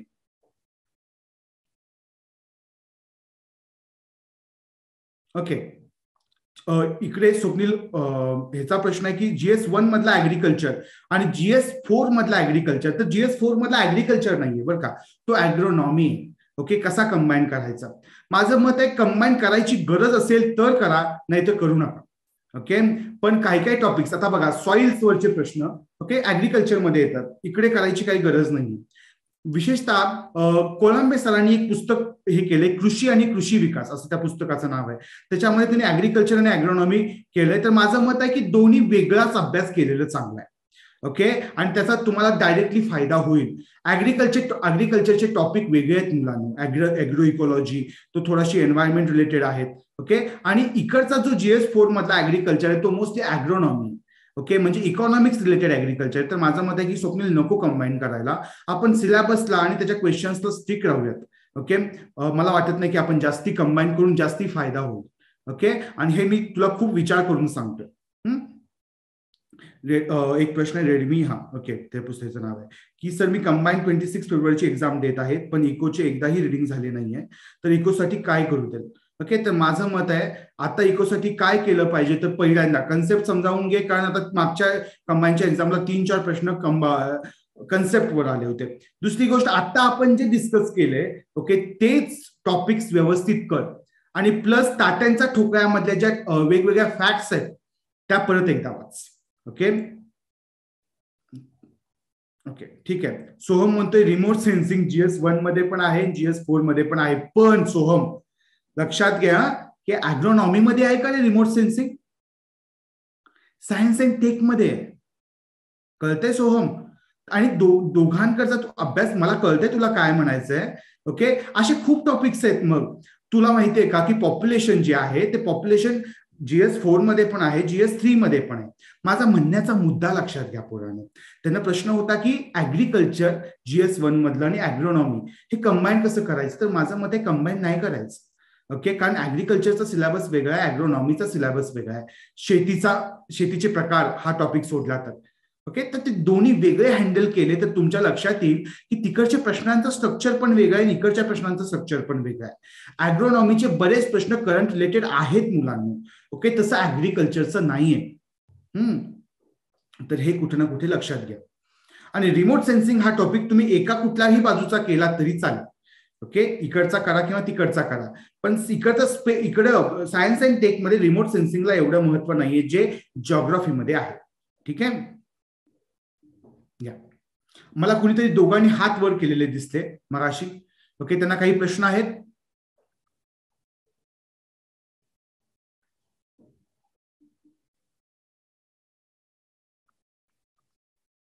Any question? ओके, मगाशी कोणतरी 2 लोकांनी पार्टिसिपंट्सनी हँड रेज केले होते. येस, ही बॅच नवीन आहे. ओके, येस करण, ही बॅच नवीन. सायन्स अँड टेकची आता कुठली बुक रेफर करायची? तर माझं मत आहे की ज्ञानदीप प्रकाशनचे एक पुस्तक निघाले, दीपस्तंभचं एक निघाले, कुठलंही एक प्रेफर करा. कुठलेही एक प्रेफर करा. ओके, कुठलेही एक प्रेफर केलं तरी इनफ आहे. ठीक आहे. Okay, any questions? ओके, मी पुढे जातोय आता GS4 मध्ये. ओके, तुमचे जर क्वेश्चन नसतील दुसरे तर आपण GS4 ला विशेषतः मी शिफ्ट होतोय. ओके मुलांनो, आता एक लक्षात ठेवायचं आहे तुम्ही की GS4 मध्ये मुद्दे आहेत ते म्हणजे 2 मुद्द्यांमध्ये GS4 चा सिलेबस कव्हर होतोय. की पहिल्या GS मध्ये तुम्ही जर सिलेबसचे पॉइंट तुमच्याकडे असतील तर तुमच्या एक गोष्ट लक्षात येईल की सगळ्यात महत्वाचं आहे की पहिले 5 मुद्दे जे आहेत त्यामध्ये सगळ्यात जास्त कन्सेप्ट भरलेले आहेत. आणि जो दुसरा पार्ट आहे 2.1 to 2.9, ओके, ह्या पार्ट मध्ये काय आहे तर त्या पार्ट मध्ये मोस्टली फॅक्ट्स जे आहेत त्या फॅक्ट्स भरलेले आहेत. तर तुम्ही करताना काय अभ्यास करायचा आहे तर कुठले कुठले पार्टचा अभ्यास कसा करायचा हे जरा मी तुम्हाला व्यवस्थित सांगतो. Hold for 1 second. मुलांना तर लक्षात घ्यायचंय तुम्ही की मी आता GS4 चा सिलेबस उघडलेला आहे. ठीक आहे, आणि तुमच्या इथे लक्षात येत आहे की एक पॉइंट करून मी हे करतोय की काय काय आहे, कसं कसं आहे, अभ्यास करताना कसा करायचा. तर मी परत एकदा तुम्हाला सांगतो की 1.1 to 1.5 त्याच्यामध्ये सगळ्यात जास्त भर कशावर आहे तर संकल्पनेवर आहे. आता 1.1 हा मुद्द्याचा अभ्यास काय आहे तर ह्या मुद्द्यांमध्ये डिवायडेशन करा, म्हणजे प्रत्येक सिलेबसचं ना कंपार्टमेंटलायझेशन करायचा हे ठेवा. एक मिनिट, रुहीला म्यूट करतो मी. ओके, प्रत्येक ह्याच्यामध्ये काय ठेवायचं आहे तर प्रत्येक सिलेबसचं कंपार्टमेंटलायझेशन म्हणजे काय तर राष्ट्रीय उत्पन्न संकल्पना आधी व्यवस्थित करायची. तर इथपर्यंत तुमच्या लक्षात येईल की तुम्ही जे राष्ट्रीय उत्पन्न जे आता आपण म्हणलो ना नॅशनल इन्कम हा टॉपिक तो व्यवस्थित करायचा आहे. नॅशनल इन्कम हा टॉपिक जो आहे तो व्यवस्थित करायचा आहे. आणि दुसरा आहे रोजगार संकल्पना. तर 1.1 मध्ये काय आहे तर राष्ट्रीय उत्पन्न आणि रोजगार. ओके, तर अभ्यास सुरू करतानाच इथून करायचा. आधी उत्पन्न संकल्पना व्यवस्थित केली आणि मग मी रोजगार पण व्यवस्थित करून घेतलाय, म्हणजे रोजगार आणि बेरोजगारीचे मापक. कळतंय? तर प्रत्येक सिलेबसचा असं डिकोडिंग करायला चालू करा. आता पुढचा सिलेबस पॉइंट लक्षात घेऊयात, वृद्धी आणि विकास.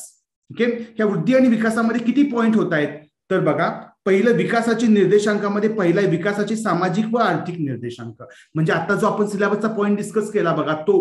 ओके, तर पहिला पॉइंट आहे हे वेगवेगळे इंडिकेटर्स 1.2 मधला. दुसरा पॉइंट काय आहे तर शाश्वत विकास, सस्टेनेबल डेव्हलपमेंट, हे व्यवस्थित बघायचं आहे.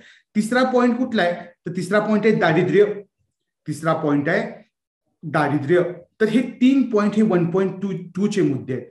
आता हा सिलेबस तुम्ही वाचताना तुम्हाला कळेल की मग देसले आणि कोळंबे मधनं सिलेबस पॉइंट कसे कव्हर होतात, कळते, आणि कसे कव्हर होत नाहीत किंवा कुठले पॉइंट कव्हर होत नाहीयेत. म्हणजे लिंगभाव सबलीकरण योजना, शिक्षण, आरोग्य, पोषण व शासन, ओके, हे मुद्दे फक्त देसले मधले करून कव्हर होतात का रे पोरांनो? तर माझं मत आहे नाही. ह्याला तुम्ही वेगळ्या योजना त्याच्याबद्दलच्या वेगळ्या केल्या पाहिजेत. कळतंय?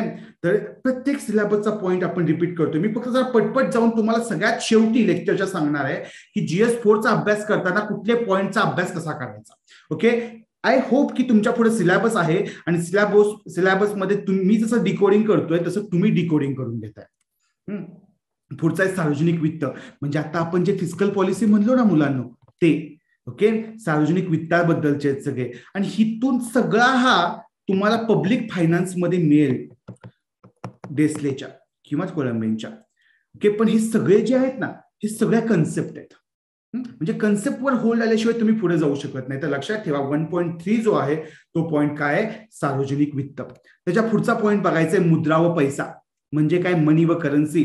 ओके, म्हणजे जे मी मगाशी बोलताना म्हणलो बघा, करन्सी अँड इन्फ्लेशन, तो टॉपिक म्हणजे हा करन्सी अँड इन्फ्लेशन, मुद्रा व पैसा. म्हणजे हा पण टॉपिक कसा आहे पोरांनो, कन्सेप्ट वरचा टॉपिक आहे, लक्षात घ्यायचा आहे, कन्सेप्ट वरचा टॉपिक आहे. 1.5 आंतरराष्ट्रीय व्यापार व आंतरराष्ट्रीय भांडवल. तुमच्या लक्षात येईल बरं का की अभ्यास करताना नेहमी सिलेबस वाईज नाही करायचा, काहीतरी त्याच्यात टेक्निक आहे ते व्यवस्थित वापरायचं आणि तसा अभ्यास करायचा. पुढे जाऊयात आपण. आंतरराष्ट्रीय व्यापार आणि आंतरराष्ट्रीय भांडवलामध्ये इथं बघा आंतरराष्ट्रीय व्यापाराचे सिद्धांत सांगितलेत, बहुराष्ट्रीय कंपन्यांची भूमिका, ओके, वेगवेगळे इथं आंतरराष्ट्रीय निधी वगैरे डायरेक्ट ऑर्गनायझेशन सांगितलेत. तर माझं तर मत आहे की तुम्ही स्वतःच्या नोट्स काढायला सुरुवात केली पाहिजे इंटरनॅशनल इकॉनॉमिक्सच्या. ओके, म्हणजे सगळ्याच इकॉनॉमिक्सच्या. आणि ते सोपं पडणार आहे कधी, ज्या वेळेला तुम्हाला कन्सेप्ट कळले त्यावेळेला. आता 1.5 जो आहे तो आंतरराष्ट्रीय बद्दलचा आहे. आता 2.1 सुरू झालं बघा. मी परत सांगतो मुलांना, 1.1 to 1.5 मध्ये सगळ्यात जास्त भर कशावर आहे, तर कन्सेप्टवर आहे. म्हणजे इंडिकेटर्स तुम्हाला करावे लागतील, सगळं करावं लागेल, पण भर कशावर आहे, कन्सेप्टवर. आता मात्र तुमच्या लक्षात येत जाईल की 1.1 to 1.5 जे बघितलंय त्याचाच पुढचा भाग 2 मध्ये. आता इथं काय आहे, 2.1 मध्ये भारतीय अर्थव्यवस्थेचा आढावा. आता दारिद्र्य बेरोजगारी वरती झालंय का रे पोरांनो, दारिद्र्य व बेरोजगारी झालंय का, सांगा बघू मला.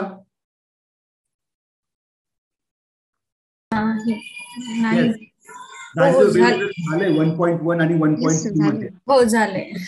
मग आता इथला नवीन पॉईंट, हो हा इथं परत बघायची गरज आहे का, नाही बघायची गरज. आता मग काय बघायचंय, प्रादेशिक असमतोल आणि त्याच्या वेगवेगळ्या समित्या कुठे. आता कुठल्या पुस्तकामध्ये प्रादेशिक असमतोलवर खूप खोलात गेलंय, सांगा मला. सांगितलंय का रे कुठल्या पुस्तकामध्ये प्रादेशिक असमतोल मध्ये महाराष्ट्रामध्ये ज्या वेगवेगळ्या कमिट्या झाल्या याची नोंद आहे का देसले किंवा कोळंबेमध्ये? तर उत्तर नाहीये. ह्याचा वेगळा अभ्यास करावा लागणार आहे तुम्हाला की वेगवेगळ्या कमिटीज कुठल्या सांगितल्या, गाडगीळ कमिटीनं मधल्या काळात काय सांगितलं होतं, ओके, विदर्भ मराठवाड्याला किती पैसा द्यावा, अशा कुठल्या तरतुदी होत्या, ही तुम्हाला बघायचं आहे व्यवस्थित, कळतंय. त्यानंतरचा पुढचा पॉईंट आहे नियोजन, म्हणजेच आता आपण जे प्लॅनिंग बघितलं बघा ते, की कुठले प्रकार आहेत, नियोजन आयोग आणि नीती आयोग. त्यानंतर पुढचा पॉईंट आहे आर्थिक सुधारणा. तर हा पहिला मुद्दा, हा दुसरा मुद्दा आणि हा तिसरा मुद्दा. ओके, LPG त्याची कुठली संकल्पना आहे. मग पुढचं हे पण आहे बघा, राज्य पातळीवरील आर्थिक सुधारणा. तर ह्याच्यावर प्रश्न येतो. ओके, आणि हा तुम्हाला कुठून मिळणार आहे, तर हा तुम्हाला मिळणार आहे इकॉनॉमिक सर्व्हे मधनं महाराष्ट्राच्या, की वेगळी काही तरतूद केली आहे का महाराष्ट्रानं, वेगळी काही योजना सुरुवात केली आहे का, वेगळी काही आर्थिक सुधारणा मोठी करण्याचा प्रयत्न केला आहे का. ओके, पुढे जाऊयात आपण. ओके, भारतीय शेती व ग्रामीण विकास. ओके, हा 2.2 मुद्दा मी ॲग्रोनॉमीचा म्हणून कन्सिडर करणार आहे. 2.2 मुद्दा मी ॲग्रोनॉमीचा कन्सिडर करणार आहे. प्रत्येक मुद्दा महत्वाचा आहे ह्यातला. ओके, आपण एका लेक्चरमध्ये सगळं नाही घेऊ शकत, पण हा ॲग्रोनॉमीचा मुद्दा आहे 2.2. 2.3 सहकार. ओके, आता व्यवस्थित कुठल्या पुस्तकामधून कंप्लीट होतं का रे पोरांनो. ओके, तर पहिल्या ह्याच्यामध्ये एवढं आहे व्यवस्थित. ओके, पण ह्या महाराष्ट्रातील सहकार समस्या, सहकाराचे भवितव्य, हे कुठल्या पुस्तकामध्ये हे खालचे 2 मुद्दे नाही आहेत. ओके, ते तुम्हाला शोधायचे आहेत, स्वतः अभ्यास करायचा आहे त्याचा. ओके, आणि मग ते शोधून काढायचे. तर ह्याच्यावर जरा भर द्यायचा आहे मुलांना. पुढचा मुद्दा आहे, म्हणजे माझं एवढंच मत आहे की पुस्तक इनफ नाहीये. आता मौद्रिक व वित्तीय क्षेत्र, भारतातील वित्तीय संस्था, रिझर्व्ह बँकेची भूमिका, मौद्रिक व पतधोरण, भारतातील बँकिंग आणि ह्याचा विषय. हे मला एक गोष्ट सांगा रे, असाच टॉपिक 1.1, 1.2 आणि 1.4 मध्ये होता का रे सेम टॉपिक? सॉरी, 1.3 आणि 1.4 मध्ये सेम कळतंय का रे तुम्हाला? 1.4. येस. तर मग अभ्यास करताना कसं करायचंय, तर आधी 1.3, 1.4 करून घ्यायचं आणि मग पुढचा मुद्दा आधी 2.4 घ्यायचा आणि मग पुढे जायचंय. कळतंय? म्हणजे असं नाही करायचं आधी 1.3 केला, 4 केला, मग 5 केला आणि मग आलो, असं नाही करायचं. 1.3, 1.4 म्हणजे मौद्रिक आणि फिस्कल झाल्या पुन्हा डायरेक्ट शिफ्ट व्हायचंय आपण 2.4 ला आणि तिथल्या प्रत्येक मुद्द्यावर पुन्हा अभ्यास करायचा. त्यानंतर परत आला बघा सार्वजनिक वित्त व वित्तीय संस्था. तिकडे पण आपण बघितलं की 1.4 मध्ये हेच बरेच मुद्दे होते का बघा रे एकदा. हो सर. येस, मग 1.4चा अभ्यास झाल्या लगेच 2.5चा हा मुद्दा करायला घ्यायचा आहे. असा कुठलाही मुद्दा नाही सोडायचा, एक एक मुद्द्यावर विचार करायचा. कळतंय मी तुम्हाला काय म्हणतोय? 1.4 हा मुद्दा झाला, 2.5 हा मुद्दा घ्यायचा आहे.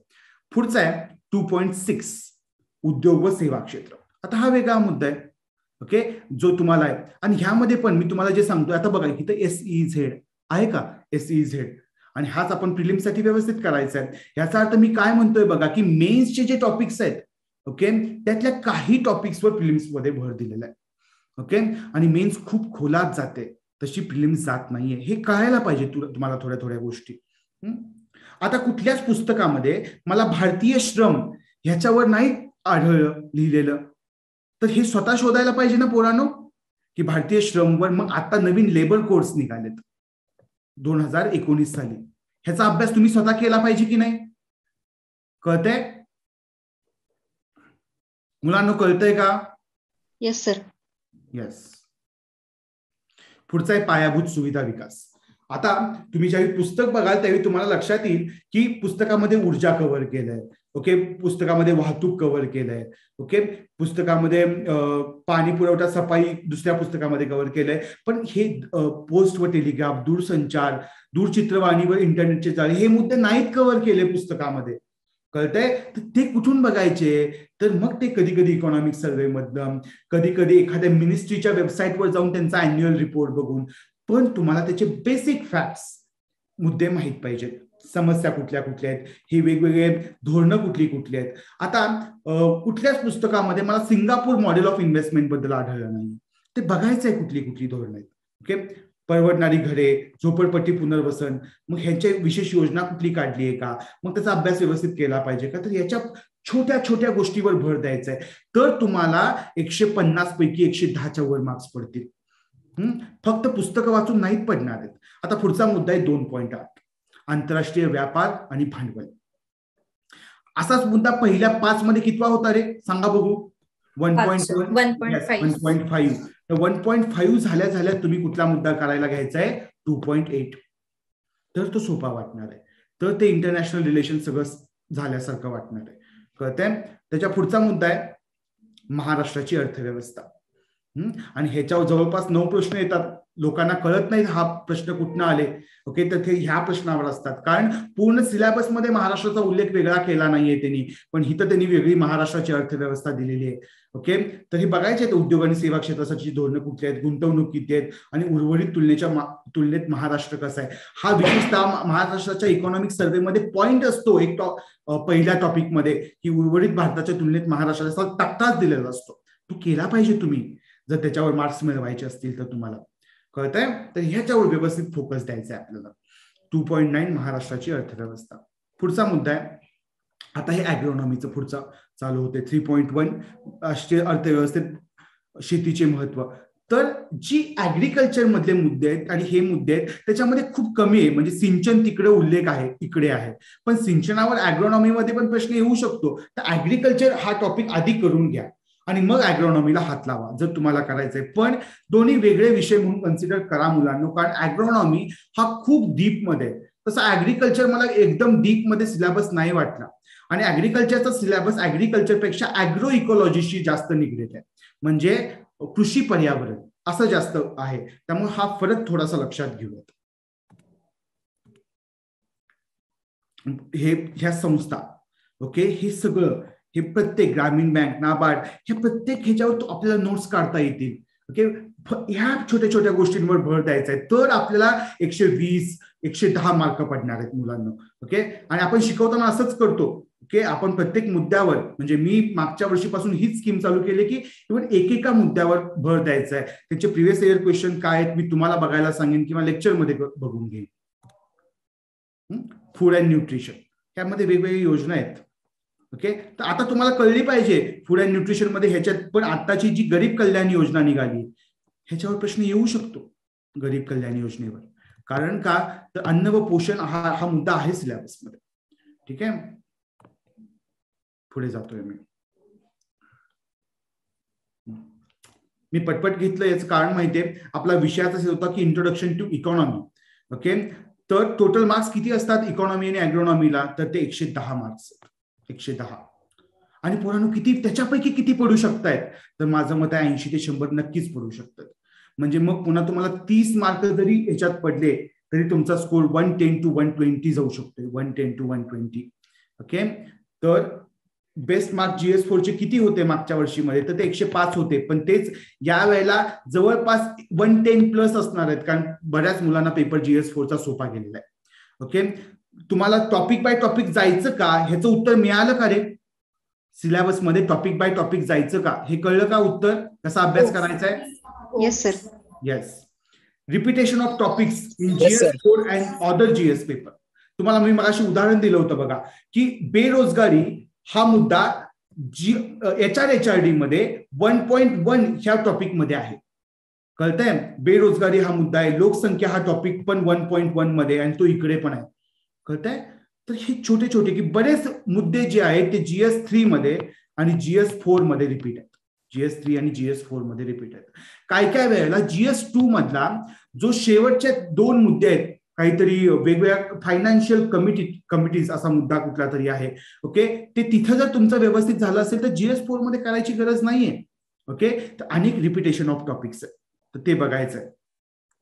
आपल्या लेक्चर मधलं पर्पज काय असणार आहे, to cover every single topic in syllabus. Okay, आणि आपण प्रिलिम्स आणि मेन्स ओरिएंटेड टीचिंग जे आहे त्याच्यामध्ये फरक कसा ठेवणार आहोत, कुठल्या टॉपिक्सवर भर देणार आहोत, हे ऑलरेडी मी तुम्हाला सांगून झालेलं आहे. पुढचा मुद्दा आहे. ओके, आपण मोस्टली सेशन मध्ये काय करतो बघा, आपण आधी सिलेबसवर फोकस करतो, जसं आत्ता केला तसा. त्यानंतर क्वेश्चन पेपर अनालिसिस तुम्हाला तरी करून यायला सांगतो, किंवा काही काही वेळेला मी लेक्चर मध्ये करतो. टीचिंग मेथोडॉलॉजी काय आहे, तर मराठीमध्ये मी शिकवेन, पण most of the time me terms जे आहेत त्या इंग्लिशमध्ये शिकवतो. मोस्ट ऑफ द टाइम मी ज्या टर्म्स आहेत त्या इंग्लिशमध्ये शिकवतो. ओके, आणि मधल्या काळात आपण 10 मिनिटाचं ओव्हरऑल म्हणजे 2 तासामध्ये 120 मिनिटाचं लेक्चर असतं 3 ते 5 किंवा 6 ते 8. त्याच्यामध्ये आपण निदान 10 मिनिटं तरी क्वेश्चन आन्सर सेशन ठेवतो. ठीक आहे, हे माझं त्यावेळेचं प्लॅनिंग ऑफ लेक्चर्स आहेत की मी कसं लेक्चर्स घेणार आहे. ओके, ते काय आता तुम्हाला दाखवायची हे नाहीये. ओके, येस, नेहमी लक्षात ठेवा बरोबर. ओके, की तुम्हाला ना की डेस्टिनेशन पेक्षा जर्नीमध्ये म्हणजे त्या प्रवासामध्ये मजा यायला चालू झाली पाहिजे. ओके, की बाबा इकॉनॉमिक्सचा मी अभ्यास करतोय हे ज्यावेळी तुम्हाला कळायला लागेल त्यावेळेला तुम्हाला ती जास्त मजा येणार आहे. रेकॉर्डिंग कधी भेटणार आहे याची जरा मला कल्पना नाही. ओके, तर तुम्ही त्या जर्नीमध्ये, आणि ह्या जर्नीमध्ये तुम्ही ऍडमिशन घेतलं तर मी नेहमी तुमच्या बरोबर आहे. लक्षात ठेवा, मी अलीकडच्या काळामध्ये मी बिनकामाचं शिकवण्यापेक्षा तुम्हाला मी दिशा दाखवण्यावर जास्तीत जास्त फोकस देणार आहे. ओके, आणि आपले सगळेच फॅकल्टी तसे म्हणजे ऍडमिशन घ्याच वगैरे असं नाहीये, पण तुम्ही अभ्यास जो करणार आहात तो डायरेक्शनल करा मुलांना. उगाच पुस्तक घेतलंय आणि मी वाचत बसलोय असं करायचं नाहीये. एका बाजूला तुमच्या हातात सिलेबस पाहिजे, दुसऱ्या बाजूला तुमच्या हातामध्ये question paper, previous year question papers पाहिजेत, आणि मग तुम्ही अभ्यास करायचा. ओके, तर हा फरक लक्षात घ्या. ओके, तर तुम्ही लवकर क्लिअर करणार आहात. नाहीतर हे बिनकामाची ती विशेष सायकल आहे. प्रिलिम्स झाली मग मेन्स झाली नाही, ओके, मग मेन्स झाली इंटरव्ह्यू नाही झाली, असं नाही करायचं. तो वेगळा व्यवस्थित अभ्यास आणि त्याच्या वेगवेगळ्या नोट्स काढायला चालू करणं आणि व्यवस्थित तयारीनंच परीक्षेला जाणं हे सगळ्यात जास्त महत्वाचं आहे. ठीक आहे, माझ्याकडून जे तुम्हाला सांगायचं होतं इकॉनॉमिक्ससाठी तेवढं झालेलं आहे. फक्त माझ्या मते इकॉनॉमिक्स हा खूप छान आणि खूप समजणारा विषय आहे. ओके, जर मी इंजिनियर असून मला समजू शकतोय तर तुम्हाला सगळ्यांना तो समजणार आहे. ओके, आणि एन्जॉय करण्यासारखं आहे. ठीक आहे, yes, thank you Supriya. Okay, any questions? Okay, सोहमचा प्रश्न आहे की नोट्स कशा काढायच्या. तर माझं एक जेन्युइन मत आहे ना सोहम, की तुम्ही नोट्स कशा काढायचा याचा विचार पहिल्या रिडिंगला नाही करायचा.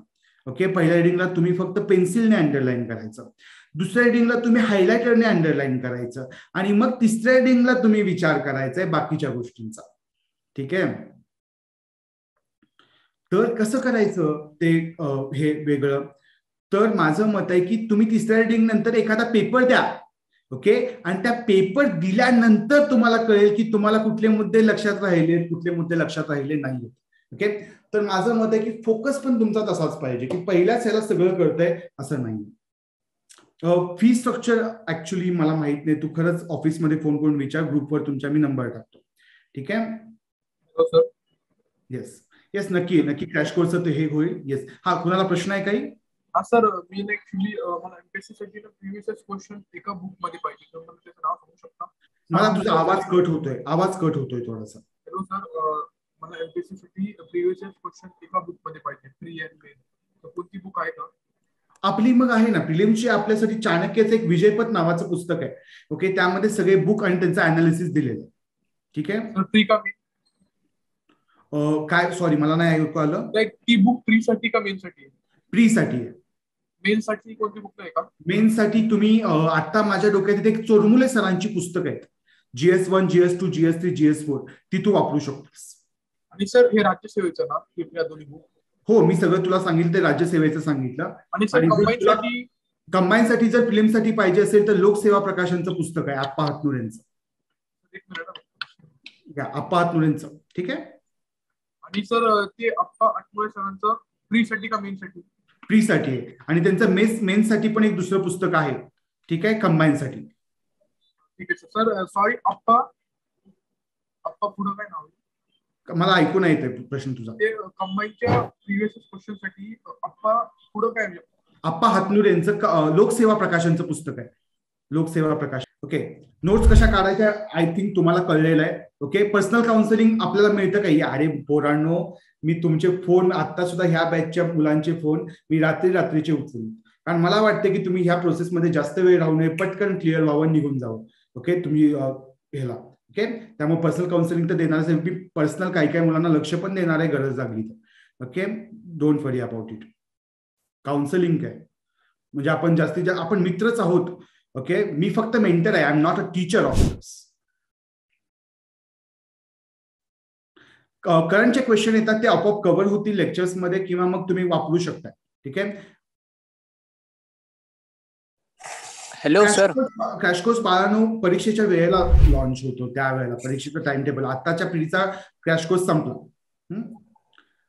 सायन्स अँड टेक साठी रेफरन्स बुक सोहम, दीपस्तंभ प्रकाशन एक आहे, ज्ञानदीप प्रकाशन आहे, कुठलं पण एक घेऊ शकतोस. हॅलो. हा, येस बोल. हा सर, कंबाईन साठी आता जस्ट इकॉनॉमिक्सला कोणत्या चॅप्टर बघायचं? मी तुला जे टॉपिक सांगितले ना, ओके, तेच टॉपिक्स आहेत तसे. फक्त एक गोष्ट करायची की आपला तात्यांचा ठोकळा आहे की नाही, तात्यांच्या ठोकळ्यामधलं इकॉनॉमिक्स एकदा वाचून घ्यायचं. जे फॅक्ट्स आहेत ना, फॅक्ट्स ते त्याच्या बरोबर आहे. प्रदीप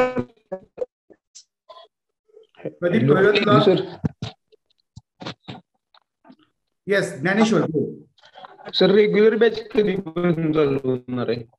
रेग्युलर बॅचेस चालू होते जानेवारीमध्ये. Thank you sir. Okay, any questions मुलांनो? सर, रेग्युलर बॅच डेली असेल का वीकली? मला ऐकून आला, परत एकदा. रेग्युलर बॅच डेली असेल का वीकली? लेक्चर्स का? नाही, लेक्चर्स वीकली नसतात, डेली असतात. ओके, डेली एक दिवस तुला ऑफ असतो, अदरवाईज डेली सेशन्स असतात. ओके, कारण आता प्रिलिमचं टाइम टेबल कमी जास्त होतं, कधी कधी आपण 2 सेशन्स पण ठेवतो दिवसाला. ओके, त्यामुळं डेली असतात ते. ऑनलाईन दोन्ही आहे का सर लेक्चर? नाही प्रदीप, काय म्हणलास तू? ऑफलाईन ऑनलाईन दोन्ही अवेलेबल आहे का लेक्चर? हो, ऑफलाईन आणि ऑनलाईन दोन्ही अवेलेबल आहे. येस,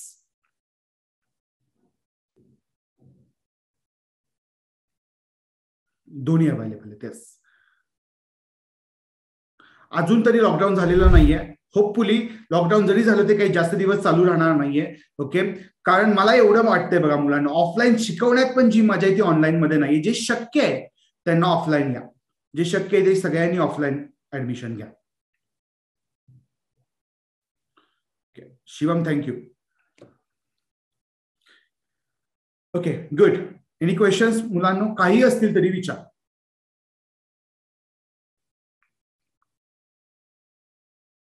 बेसिक साठी स्टेट बोर्ड नको सोडू,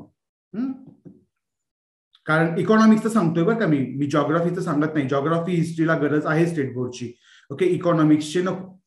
इकॉनॉमिक्सचं डायरेक्ट पुस्तक तरी घे, नाही तर एनसीईआरटी वाच 12वीची.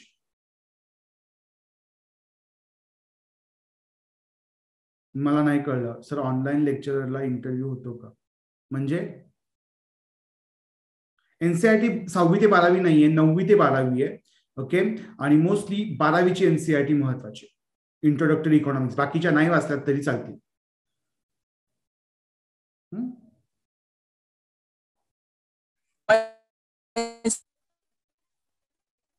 लॅब हे तुला हे नाही जॉईन करता येतात, ऑनलाईन क्लास लावले तर. स्टडी रूम नाही जॉईन करता येणार तुला. बुक्स तुला मिळतील. ऍड्रेस वारजे आणि स्टाशुपेट दोन्हीपैकी कुठं पण रोही, तू चाणक्य मंडळच्या वेबसाईटवर जाऊन बघा. येस, ऑनलाईन मध्ये नोट्स मिळतील का? येस, नोट्स मिळतील. ओके, ज्या आहेत त्या नोट्स मिळतील. अदरवाईज आम्ही आहोतच. लेक्चरच्या नोट्स पण खूप चांगल्या असतील, डोंट वरी. आणि पोरांनो, अशा नोट्स मिळणार की ह्याच्यावर नाही द्यायचं आहे फोकस. तुम्हाला मी अनेकदा सांगतोय. ओके, म्हणजे तुम्ही विचारताय मला, हे ना मला कळतंय. ओके, तुम्ही काय विचारताय, पण मी तुम्हाला सांगतो की स्वतः अभ्यास करायचा आहे, वाचायचं सगळं आहे आणि स्वतः त्याच्यामध्ये घुसायचं आहे. आणि आहोत आपण सगळे, ते काढू आपण नोट्स काय काय करायचे ते. कारण परीक्षा पद्धती जी आहे ती बदलत जाणार आहे आणि त्यानुसार आपल्याला अडॅप्ट व्हावं लागणार. येस सर, मी प्रश्न विचारला होता की इकॉनॉमिक्स साठी कोणतं प्रेफर आहे आता जस्ट कंबाईन साठी? इकॉनॉमिक्स साठी कंबाईन साठी काय म्हणलास? कुठलं बुक म्हणलास का? हो सर. कुठलंही बुक वापर. म्हणजे कोळंबेंचं तू जर वाचलं असेल तर कोळंबेच वापर, दुसरं आता वाचत बसू नको. फक्त काय की जे टॉपिक्स आपण डिस्कस केले, ओके, ते त्याच्यावर जास्ती फोकस कर. ठीक आहे. आणि सगळ्यात शेवटी जाताना फक्त हे वाच, आपलं तात्यांचा ठोकळा. प्रफुल्ल, मृणाल सरांचे लेक्चर्स खरंच चांगले आहेत, पण ते फक्त कन्सेप्ट म्हणून वाचा. बाकीचे सगळे बघत बसलास तर वेळ पण जाईल. ओके, आणि आपल्याला जास्तीचे उपयोगाचे नाही आहेत ते, कारण आपले प्रश्न वेगळ्या प्रकारचे असतात. पण त्यांचे जे जीडीपी, जेएनपी म्हणजे आपले जे 5 कन्सेप्ट आहेत ते समजवणारे लेक्चर जरी बघितलास तरी चालेल.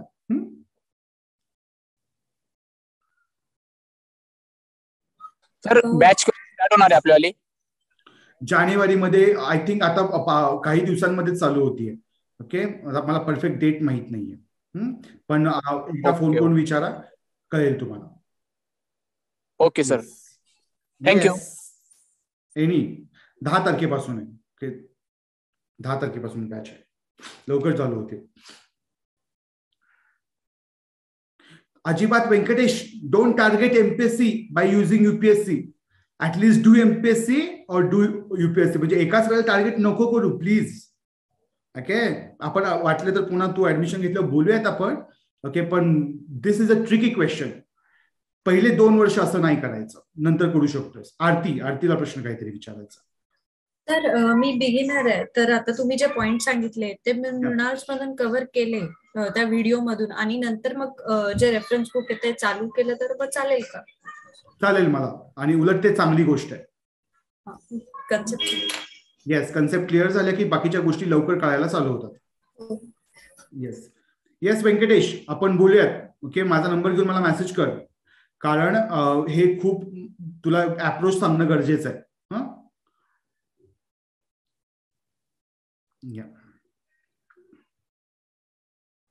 ओके, झाले असतील क्वेश्चन तर थांबायचं आपण मग आज.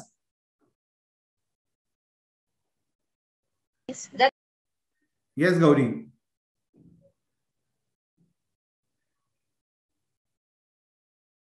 ओके, कुणाला काय बोलायचं? येस, ठीक आहे. ठीक आहे, मग आपण आज थांबूयात. ठीक आहे. ओके, नंबर तुम्हाला डायरेक्ट ऑफिस मधून नंबर घ्या मुलांना. ठीक आहे, माझ्या ग्रुपवर शेअर केला जाईल नाही तर. येस, अकोडीला राहतोस प्रफुल्ल, यायला तुला एक निदान तासभर लागेल बरं का यायला. ओके, पण मला आता असं वाटतं की अकोडीला राहतोस, विचार करूया आपण मग डायरेक्ट वाडजेमध्ये शिफ्ट होणे हा एक पर्याय आहे का याचा पण विचार करूया. ठीक आहे, पण इकडे यायला तुला तास तरी लागेल. तास नाही लागणार, पण 1.5 तास तरी लागेल. येस, ठीक आहे. एनी डाऊट्स मुलांनो? अजून वेळ आहे आपल्याकडे.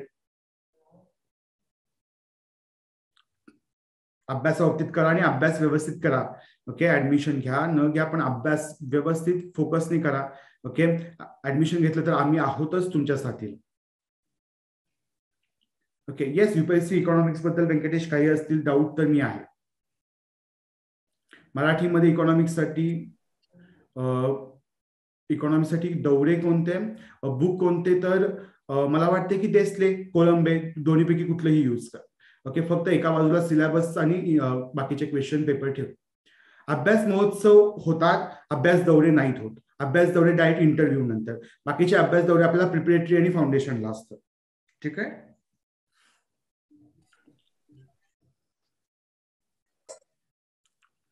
येस सर, तारीख वगैरे तर पुढे ढकलली जाणार नाही 23 जानेवारी परत?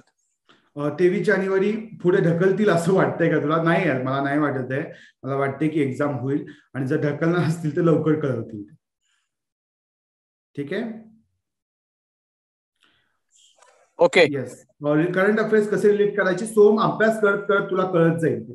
ओके, आणि जर तुला मेन्सचा सिलेबस कळला तर सगळ्या गोष्टी कळतील. स्वप्नील म्हणतोय की थर्ड इयरला आहे मी, अभ्यास कसा करायला पाहिजे, टाइम टेबल कसं असलं पाहिजे. माझं मत आहे की तुमचा जर तुम्ही कॉलेज करून अभ्यास करताय तर आठवड्याला मिनिमम 30 तास अभ्यास झाला पाहिजे, आणि फक्त अभ्यास करताय तर तुमचा आठवड्याला मिनिमम 60 तास अभ्यास झाला पाहिजे, 60 आवर्स. ओके, आणि त्याप्रमाणे तुम्ही टाइम टेबल मॅनेज करू शकताय. टाइम टेबल करताना एक गोष्ट नेहमी लक्षात ठेवायची, एक कुठला तरी प्राईम सब्जेक्ट ठेवायचा अभ्यास करताना. फॉर एक्झाम्पल तुम्ही इकॉनॉमी मेन विषय म्हणून ठेवलाय, आता त्या इकॉनॉमिक्स या विषयाबरोबर दुसरा कुठला तरी एखादा विषय म्हणजे HRD, science and tech, okay, किंवा CSAT असे कुठले तरी विषय सबसिडरी म्हणून ठेवू शकतात. हे सगळ्या सरांचे बुक्स आपल्या लायब्ररीमध्ये अवेलेबल असतील का, तर आन्सर आहे येस.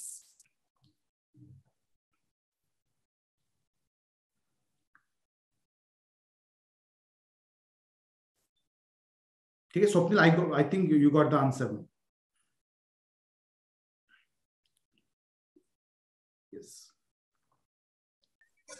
सर, जे सरांचं विजयपथ बुक आहे त्याच्यात सिलेबस आहे का फक्त, की अदर इन्फॉर्मेशन पण? सरांचा जो विजयपथ पुस्तक आहे त्यामध्ये फक्त अभ्यास कसा करायचा आहे, आणि MPSC विजयपथ आहे त्याच्यामध्ये प्रिलिमचे क्वेश्चन्स आहेत. ओके, तर सरांचं जे का ते, हा म्हणजे सगळ्या टीमने तयार केलेलं आहे. ओके. स्वप्नील, ऑनलाईन सब्जेक्टिव्ह प्रश्न आहे की एका सब्जेक्टला किती दिवस दिले पाहिजेत. ओके, माझं मत आहे की विषयावर डिपेंड आहे, कितव्यांदा वाचतोयस त्याच्यावर डिपेंड आहे. पण पहिल्यांदा समज फॉर एक्झाम्पल तू पॉलिटी वाचतोयस तर मिनिमम 20 दिवस दिले पाहिजेत प्राईम सब्जेक्ट म्हणून. हो, सगळे सब्जेक्ट कव्हर होणार कोर्समध्ये, किती पण छोटा टॉपिक असतो ते कव्हर होणार. येस सोमनाथ, कुठल्याच बुक मधलं सगळं वाचायचं नाहीये, जेवढं सिलेबसला आहे तेवढंच वाचायचं. ठीक आहे.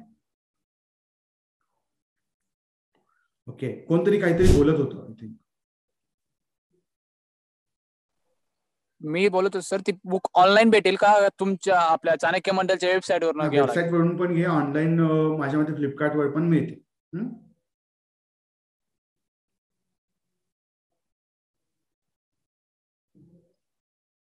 प्रफुल्ल म्हणते how to stay positive during preparation. Sir okay, मला एकच उत्तर माहितीये, do your work is the only motivation. की तुमचा अभ्यास जसा वाढत जाईल आणि तुम्हाला जसं टेस्ट सिरीज मध्ये ह्याच्यामध्ये मार्क्स मिळत जातील, तुम्ही पॉझिटिव्ह होत राहा. ओके, मला फसवून पॉझिटिव्ह नाही राहायचंय. ओके, हे आपण पुन्हा बोलूयातच. तुमचं काम करत राहा, तुमचं कर्म करत राहा, बाकीच्या गोष्टी आपोआप होत जातील. ठीक आहे Prafulla, don't worry about it, enjoy the study. Okay, आपोआप पॉझिटिव्ह राहतोस.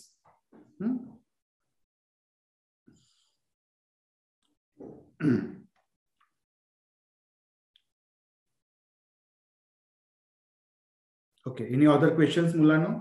नसतील तर थांबूयात आपण. Hello sir. येस सर, मी ती बुक बघत होतो, मला ऍक्च्युली भेटली नाही ती चाणक्यची प्रिलिमची MPSCची. बर, MPSC विजयपथची. ठीक आहे, एकदा LMS वेबसाईटवर जाऊन बघ, आपल्या चाणक्यमंडळ.org. ठीक आहे. येस. ऋतुजा, जर तुझा स्टडीमध्ये कन्सिस्टन्सी, आता खूप सब्जेक्टिव्ह प्रश्न आहे हा, आपण पुन्हा कधी वेळ लागली तर बोलूयातच, पण जर कन्सिस्टन्सी जात असेल तर नेहमी लक्षात ठेव, एका बाजूला क्वेश्चन्स ठेवायचे. म्हणजे जो टॉपिक तू वाचतेस त्याचे क्वेश्चन्स केले की थोडंसं वेगळेपण पण येतं आणि अभ्यासामध्ये कन्सिस्टन्सी आणि राहण्याचं प्रमाण पण वाढतं. ओके, आणि कन्सिस्टन्सी राहण्याचं अजून एक साधन आहे की एक ठराविक कालावधीने पेपरचं नियोजन करा. म्हणजे समजा तुम्ही इकॉनॉमिक्सचा सुरुवात करता 1 तारखेला, तर 20 तारखेला एक पेपर ठेवा इकॉनॉमिक्सचा वेगळा. ओके, जो कुठून तुम्हाला टेलिग्राम वरून मिळालाय किंवा तुम्ही मित्राकडून घेतलाय किंवा प्रिव्हियस इयर आहे, असा पेपरचं नियोजन करा. त्या पेपरच्या नियोजनामुळे तुम्ही भरकटत नाही. ओके, तर कन्सिस्टंट राहण्याचा ही एक मार्ग आहे. बाकी तुम्ही मेंटली किती मोटिवेटेड आहात हा पण त्यातला एक फॅक्टर आहेच.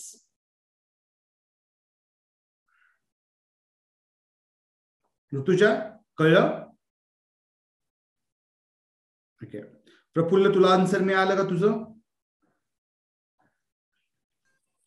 सर टेस्ट सिरीज वगैरे टेस्ट सिरीज जॉईन कोणती करायची आता सध्या?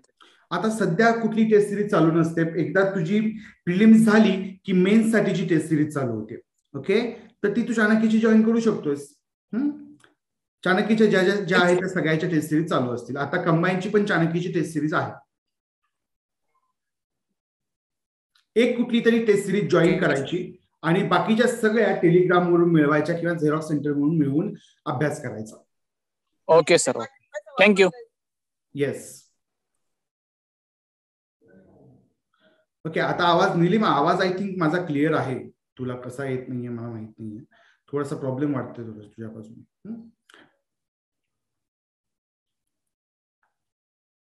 Any questions guys? ओके, ठीक आहे. माझ्यामध्ये तुमचे सगळे क्वेश्चन्स क्लिअर झालेत. ओके, मजा आली का क्वेश्चन ह्याला, लेक्चरला?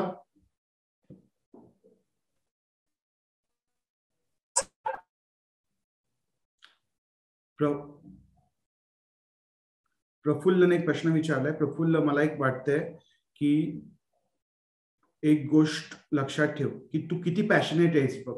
म्हणजे माझ्या इंजिनिअरिंगच्या लास्ट इयरला मला पण प्लेसमेंट मिळत होती, पण मी ती घेतली नाहीये कारण मला त्या क्षेत्रात काम करायचं नव्हतं. ओके, मला लोकांसाठी, मला सिव्हिल सर्व्हिसेस मध्येच जायचं होतं म्हणून मी या क्षेत्रात आलो आणि मी या क्षेत्रातच आयुष्यभर काम करणार आहे. तर तू त्या क्षेत्रात राहून खुश राहशील का? सगळ्या गोष्टींचा विचार कर आणि ठर. पण पहिल्याच वर्षी करताना ओके हे करू नको. नाहीतर अजून एक पर्याय की 2 वर्ष तिकडे एक्सपिरियन्स घे आणि मग इकडे. ओके, पण इकडे आलास तर निदान 1 वर्ष तरी तुला फुल डेडिकेटेडली प्रिपरेशन केलं पाहिजे आणि मग तू पुन्हा वाटलं तर तू जॉब घेऊन ओके तू प्रिपरेशन चालू करू शकतोस. पण एकाच वेळेला पहिल्याच वर्षी दोन्ही नको. ना धड इकडचा ना धड तिकडचा असा राहशील तू. आणि हे मी बघितलंय जवळ.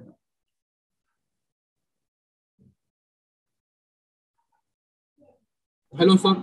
येस सर, मला ती बुक भेटली चाणक्यपची आणि मेन साठी तुम्ही ते चोरमुळे सर ती पण आता भेटत नाही ऍक्च्युली मला. त्यांची ती मला PSI दिसते. नाही, मग मला बघितलं पाहिजे एकदा बघ, नाही तर इकडे येऊन घेऊन टाक. ओके, हो. सोहमचा प्रश्न आहे, कोळंबे आणि दिसले साइड बाय साइड रीड करायचं का नाही? The answer is no. कुठेतरी एक बुक प्रेफर करा, 2 बुक प्रेफर करायची गरज नाहीये. ठीक आहे, एक कुठलं तरी बुक प्रेफर करा. असं वाटतंय ज्या वेळेला की हा टॉपिक नाही कव्हर केलाय त्यावेळेला दुसरं बुक बघा. एकाच वेळेला 2 बुक बघायची गरज नाहीये. आधी एक पुस्तक व्यवस्थित करा, हे करून मग दुसऱ्याकडे जा. ओके, सगळे दोन्ही बुक पूर्ण वाचायची गरज नाही.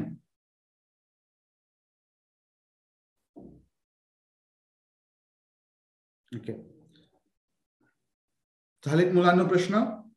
थांबायचा आज आपण?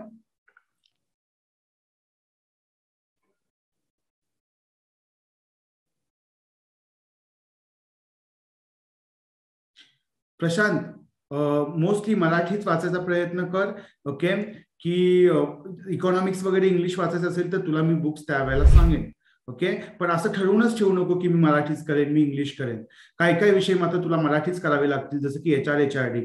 ओके, त्यानंतर महाराष्ट्राचा भूगोल, महाराष्ट्राचा इतिहास. पण बाकीचे तू इंग्लिशमध्ये करू शकतोस. ठीक आहे, त्यामुळे डोंट वरी अबाउट इट. काहीच प्रिज्युडाइज बाळगू नको, निवांत होईल सगळं. दोन्ही भाषांमध्ये कंबाईनली केला तरी होऊन जाईल. 10 जानेवारी पासून सुरू पाहिजे. करण, येस. सोमनाथ, सिलेबस बराच कव्हर होईल अरे युपीएससी प्रिपरेशन करताना, पण एमपीएससी सिलेबस वेगळा आहे, अप्रोच वेगळा आहे. एका वेळेला करणं धोकादायक आहे. धड हे पण नाही होणार, धड ते पण नाही होणार. कुठलं तरी एक करणं फायद्याचं आहे. ठीक आहे. येस, आपण तरीही तुला वाटलं असेल तर नंतर बोलूयात. या, कारण मी हे दोन्ही करून बघितलंय म्हणून मी तुम्हाला एवढ्या कॉन्फिडेंटली सांगू शकतो. ओके, आणखी काय आहे कुणाला डाऊट? येस, तर आपण आज थांबतोय मुलांनो. ओके, लवकरच भेटू. ओके, ऍडमिशन झालं तरी ऑनलाईन भेटू किंवा कसं तरी. अजून तरी व्यंकटेश ऑनलाईन चाललं नाहीये लॉकडाऊनचं. लेट सी काय होत आहे. ओके, आपल्या हातात नाहीयेत गोष्टी आता बरेच. Thank you everyone. आपल्याकडे IAS चे नाही आहेत पूजा क्लासेस. हो, बोलता येईल, काहीच प्रॉब्लेम नाही. निकिता, नंबर घे माझा. ओके, आपण बोलूयात नक्की. Thanks everyone. Enjoy guys. Okay, attend करा सगळे सेशन. ओके, मजा करा. ठीक आहे. येस, धन्यवाद एव्हरीवन.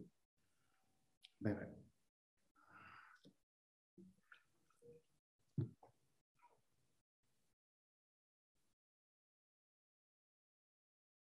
ग्रुपवर पडेल आले नंबर, ग्रुपवर द्यायचं बघतो मी. ठीक आहे. Thank you everyone. Enjoy guys. ग्रुपवर करतो निकिता मी. बाय. तुम्हाला इथं हवा असेल तर इथं देतो मी.